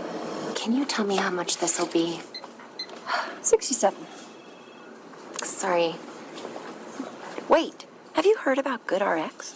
GoodRx finds free coupons to help you save up to 80% on your prescriptions. Wow. I had no idea. GoodRx. Stop paying too much for your prescriptions. HelloFresh recipes are so easy. You can get dinner on the table in about 30 minutes. Yay, I love it. Now we're actually able to have some quality time on a weeknight, which is awesome. Go to HelloFresh.com and use code TV80 for $80 off, including free shipping. If you have postmenopausal osteoporosis and a high risk for fracture, now might not be the best time to ask yourself, are my bones strong? Life's full of make or break moments. That's why it's so important to help reduce your risk of fracture. With Prolia. Only Prolia is proven to help strengthen and protect bones from fracture with one shot every 6 months. Do not take Prolia if you have low blood calcium, are pregnant, are allergic to it, or take Xgeva. Serious allergic reactions like low blood pressure, trouble breathing, throat tightness, face, lip, or tongue swelling, rash, itching, or hives have happened. Tell your doctor about dental problems, as severe jawbone problems may happen, or new or unusual pain in your hip, groin, or thigh, as unusual thigh bone fractures have occurred. Speak to your doctor before stopping, skipping, or delaying Prolia, as spine and other bone fractures have occurred. Prolia can cause serious side effects like low blood calcium, serious infections, which could need hospitalization, skin problems, and severe bone, joint, or muscle pain. Are you ready? Ask your doctor about Prolia. FDA approved for 10 years. If something happened to you, what would happen to them? Their home, their education, their future. You need life insurance, and chances are SelectQuote can help you get it for less than $1 a day. SelectQuote found Jacob 40, a $500,000 policy for only $19 a month. And SelectQuote found his wife Wendy, a $500,000 policy for only $17 a month. Our secret? At SelectQuote, we aggressively comparison shop highly rated companies to find you the company with the best rates. We found Gary, 35, a $1 million policy for only $22 a month. Why pay more? Give your family the security they need at a price you can afford. Call 1-800-711-4754 or go to SelectQuote.com now and get the insurance your family needs. At a price you can afford. SelectQuote. We shop, you save. Oh, look at you. Don't you worry about paying for all that data? Oh, no, I'm on Consumer Cellular. Oh, I've got a great plan with Consumer Cellular, too. I'm always talking to my family, and I send 3 pictures of Cece every day, 1 for each grandchild. My kids haven't even seen a picture of Bruno. Get talk, text, and data as low as $20 a month with Consumer Cellular, ranked #1 in customer service by J.D. Power. See how much you can save at consumercellular.com or find us at Target. I'm not ready to lose my hair. Not now. But I never thought there was a real solution. Now I use Keeps, the easiest way to keep my hair. And I can get my treatment without leaving the couch. Go to Keeps.com to learn more. Closed captioning brought to you by TheraWorks Relief. Prevent and relieve muscle cramps. If you suffer from muscle cramps in your legs and feet, TheraWorks Relief can help. Get TheraWorks Relief today. Available in stores everywhere. We're back with breaking news on the coronavirus crisis. A key model is now projecting that the U.S. death toll will surge to nearly 300,000 by December 1st unless Americans are much more diligent about wearing masks. Let's bring in our chief political analyst, Gloria Borger, along with Dr. Ashish Jha, the director of the Harvard Global Health Institute. Dr. Jha, we just heard Dr. Francis Collins of NIH explain what he sees as some promising new developments in terms of therapeutics. What stood out to you from that discussion? Yeah, well, thank you for having me on. It was a great discussion, and I think Dr. Collins did a fabulous job of explaining the science behind these therapeutics. What I'm wondering about and worried about is whether we're ramping up production of those antibodies. First of all, we don't know if they're going to work, but what we should be doing right now is mass producing them anyway, so that if they do work, we can deploy them very widely. And what I'm worried about is that if we find that they're effective, that we won't be able to get it out to as many people as possible. So it is hopeful, but we should be doing a lot of work on really mass producing those things. Yeah, I hope they are. Gloria, when I asked Dr. Collins about a vaccine, he said he was cautiously optimistic. Dr. Fauci always says he's cautiously optimistic that we'll have one maybe by the end of the year, early next year. But the president today suggested we could have a vaccine maybe by Election Day, November 3rd. Is the president's optimism based on science, or is it politically motivated? Well, it seems to me that suggesting that it would be early November is political, because what's happening in early November, Wolf, the election, and the scientists, including Dr. Collins and everybody else, are saying, hold on, we have to make sure this is safe. We have to make sure that this can get distributed properly. And while, Dr. Collins was saying, look, we're working round the clock, we're working as hard as we can. Each trial needs 30,000 volunteers. And he was very clear, look, I can't put a solid prediction on a timetable. And I think, the president sees this as kind of waving a wand and saying, okay, even if you complained about me that we didn't get hold of the virus, even if you're one of those naysayers, if we come up with a vaccine and we can so-called cure everyone or prevent the vaccine from spreading, then you will understand that I have fixed it. When in fact, what Dr. Collins has said is that it is the scientists who are working around the clock to get this done. And the president is not a scientist. Yeah. He is not a scientist. Dr. Jha, the Ohio governor, Mike DeWine, was set to meet with the president today in Ohio. The president is there right now. Until the governor tested positive for coronavirus this morning. The governor says his only symptom was a headache. He was simply tested, of course, as a precaution. Everyone's tested before seeing the president. The president is putting a lot of faith in the accuracy of these tests. How accurate are they? I'm always worried about false positives, false negatives. Yeah, so it's a great question, Wolf. And first of all, I think Governor DeWine, who's just been fabulous as a leader in this pandemic, I was sad to hear that he was infected, and obviously hope that he has a uneventful course. These tests are not perfect. We know that. The test that the president's team is using does have some false negatives. That's why it's really important that we don't rely just on the test itself, which is why it bothers me and upsets me when I see people around the president not wearing a mask, because they may be still infected. These tests are not perfect. They're putting themselves, they're putting the president at risk, and the president should be wearing a mask. The tests are not reliable enough to make it so that people don't have to be wearing a mask. That's absolutely right. Gloria, how much of a risk do you think the president is taking, both for himself and his staff, by continuing to make these trips right in the midst of a pandemic like he did today to Ohio? Well, we just saw. I mean, the test was this morning for the governor of Ohio, and he tested positive. And what if he hadn't gotten his result back in those 15 minutes and had gone and greeted the president, who was not wearing a mask? Someone who works for the vice president had COVID. You have the president's personal valet having COVID. So it's not only when the president travels, it's also inside the White House. And if I know masks are now required, but you have the president on the tarmac there not wearing a mask. And I think that there ought to be concern that the president of the United States, again, I'm not a doctor, the doctor can speak about this better than I can, but there should be concern that the president, the more he travels, the more he risks exposure. You're absolutely right on that. Dr. Zha, a new model, as you heard from the University of Washington Medical School, now predicts nearly 300,000 deaths here in the United States from the virus by December 1st. But the model also shows the life-saving ability of masks. It estimates that some 70,000 people will not die if the American public, if 95% of the American public simply started wearing masks whenever they leave their homes. That's pretty remarkable, isn't it? It is, and it is a reminder of how effective masks are if everybody or nearly everybody wears it. This is very much a test for our nation that can we get beyond the misinformation and focus on trying to do well by each other and do right by each other. And if we all commit to that, we can make a substantial dent in this pandemic.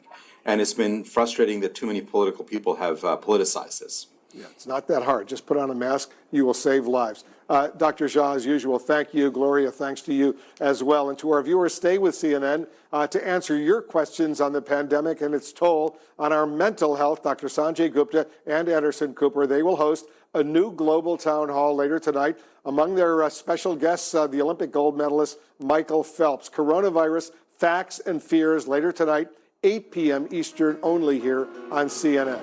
Just ahead, as Florida reports thousands of new coronavirus cases, the governor there now says it's time for students to play sports.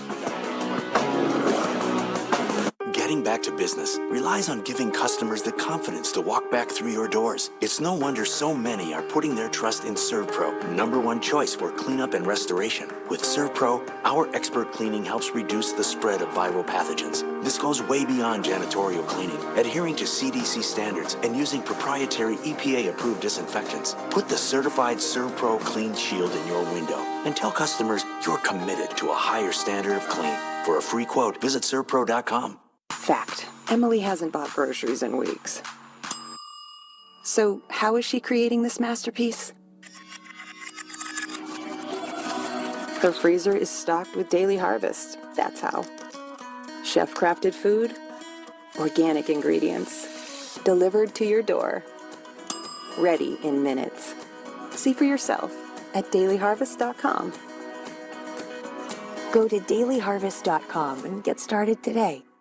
One of my favorite supplements is Cunol Turmeric. Turmeric helps with healthy joints and inflammation support. Unlike regular turmeric supplements, Cunol's superior absorption helps me get the full benefits of turmeric. Cunol is the turmeric brand I trust. I would always try and kind of hide my face because you could see my spots. Stop suffering from melasma with Muesli Face RX. The spot cream is 10 times more potent than over-the-counter and prescription alternatives. Nothing has worked until Muesli. People used to care. Heck, they'd come all the way out here just for a blurry photo of me. Oh, that's a good one. Wait, what's that?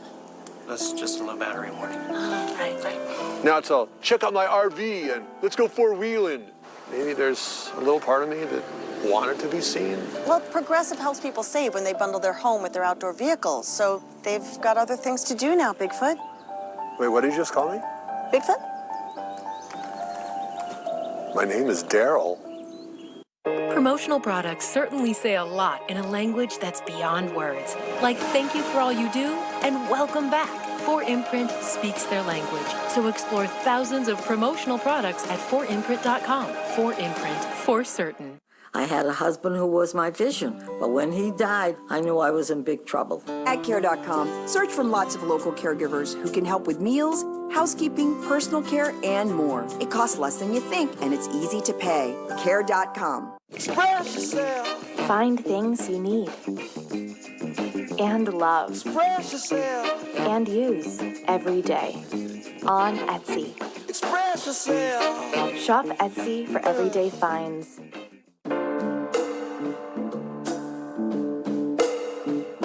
Don't just think about where you're headed this summer. Think about how you get there. And now that you can lease or buy a new Lincoln remotely or in person,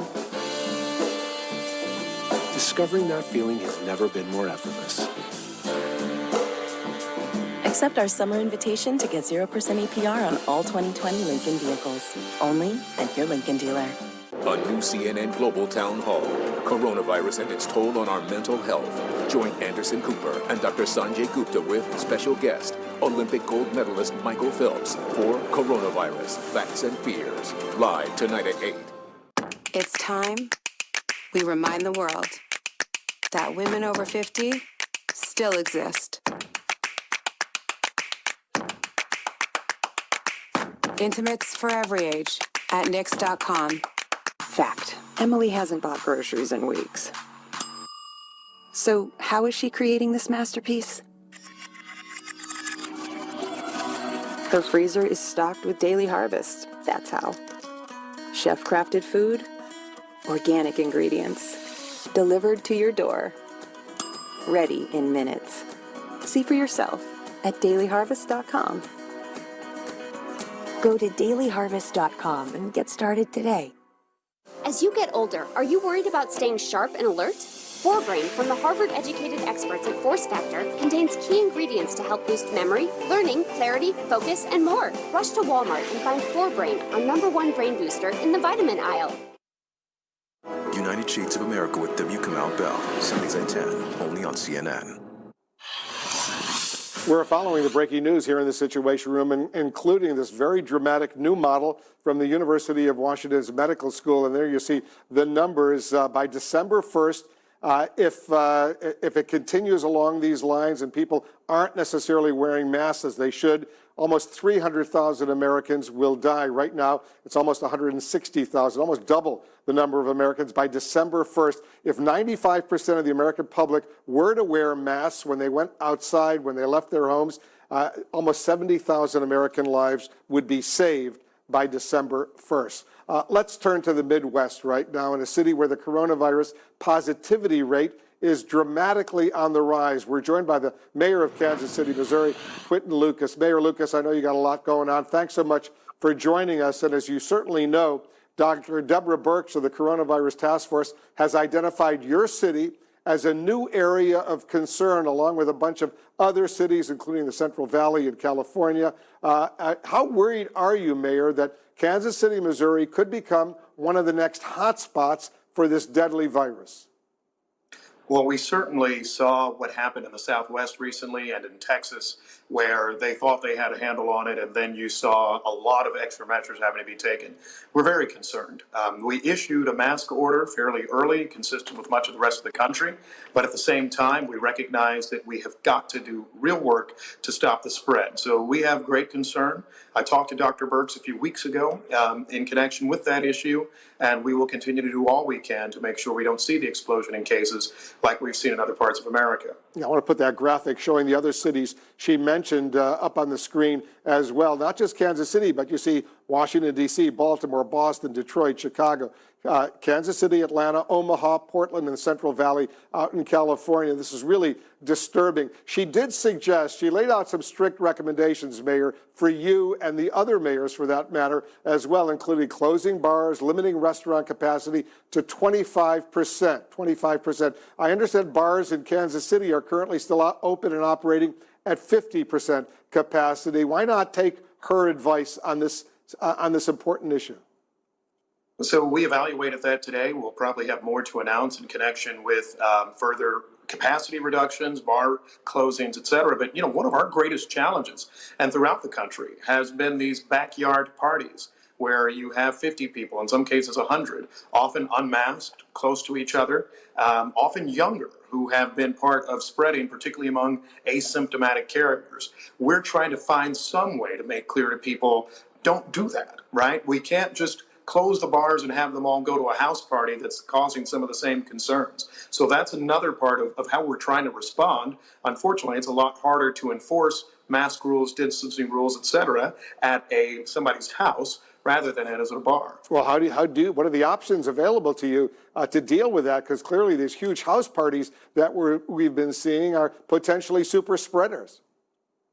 Yes, there are lots of super spreader incidents that are happening at those. Youth sports activities have been another area, the traveling soccer teams, tournaments, et cetera, where we have seen concerns. So we've told people, wear a mask. We don't want to shut down the economy again, as we saw some months ago.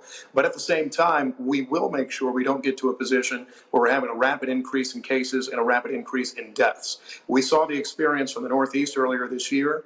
We're committed here in the Midwest to making sure we don't actually have those same concerns long term. So I would expect us to see changes in restaurants, bars, and also more messaging around closing down big events, event size limits, those sorts of things. Another challenge we have, though, is that we are in some states where you don't have statewide mask rules. You don't have some of those concerns. So we're trying to work on that from the mayoral level when really we need our governors to act. We certainly do. Dr. Burke's also recommending masks be worn at all times in public. You've been adamant, Mayor, in urging your community to wear masks when indoors. But what about when residents are outside, especially in areas where it's difficult to keep a 6-foot distance from others? Where do you stand on that?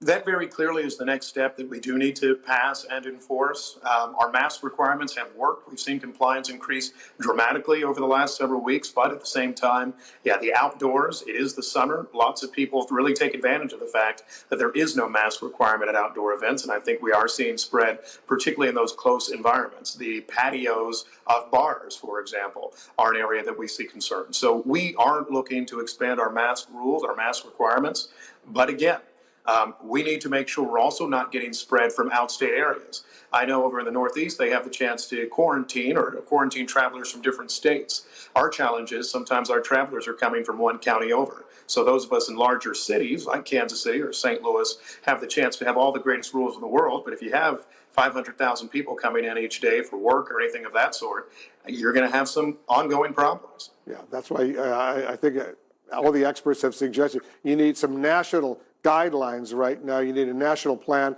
mandatory mask wearing when you're outside, especially when you leave your homes. That'll save tens of thousands of American lives until, God willing, there's a vaccine or some effective therapeutic down the road. Mayor Quinton Lucas of Kansas City, Missouri, thanks so much for joining us.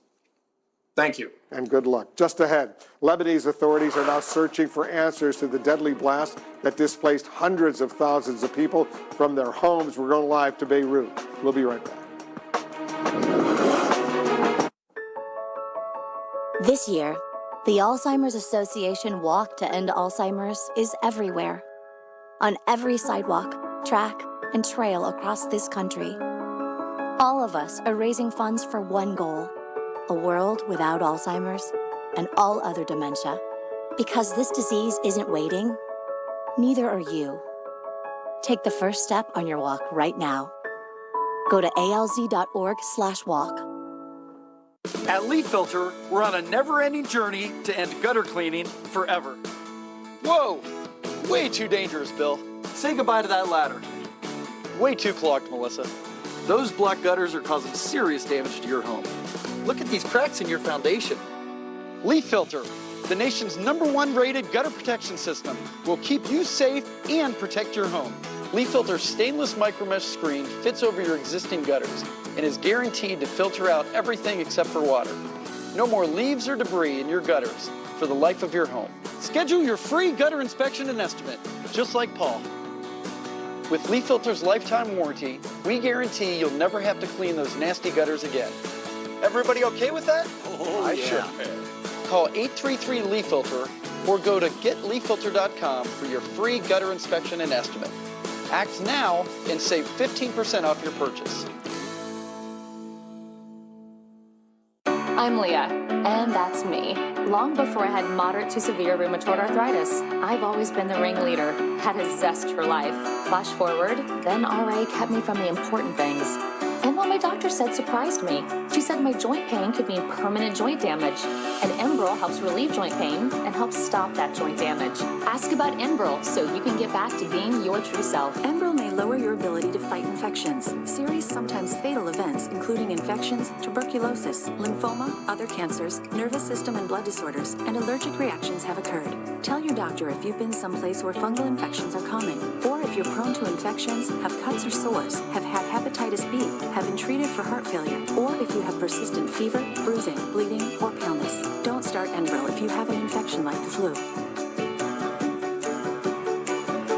Visit Enbrel.com to see how your joint damage could progress. Enbrel, FDA approved for over 20 years. Stay home. Those words have lived in my heart for nearly 20 years. It's a reason why our nurses and caregivers deliver a higher standard of home care.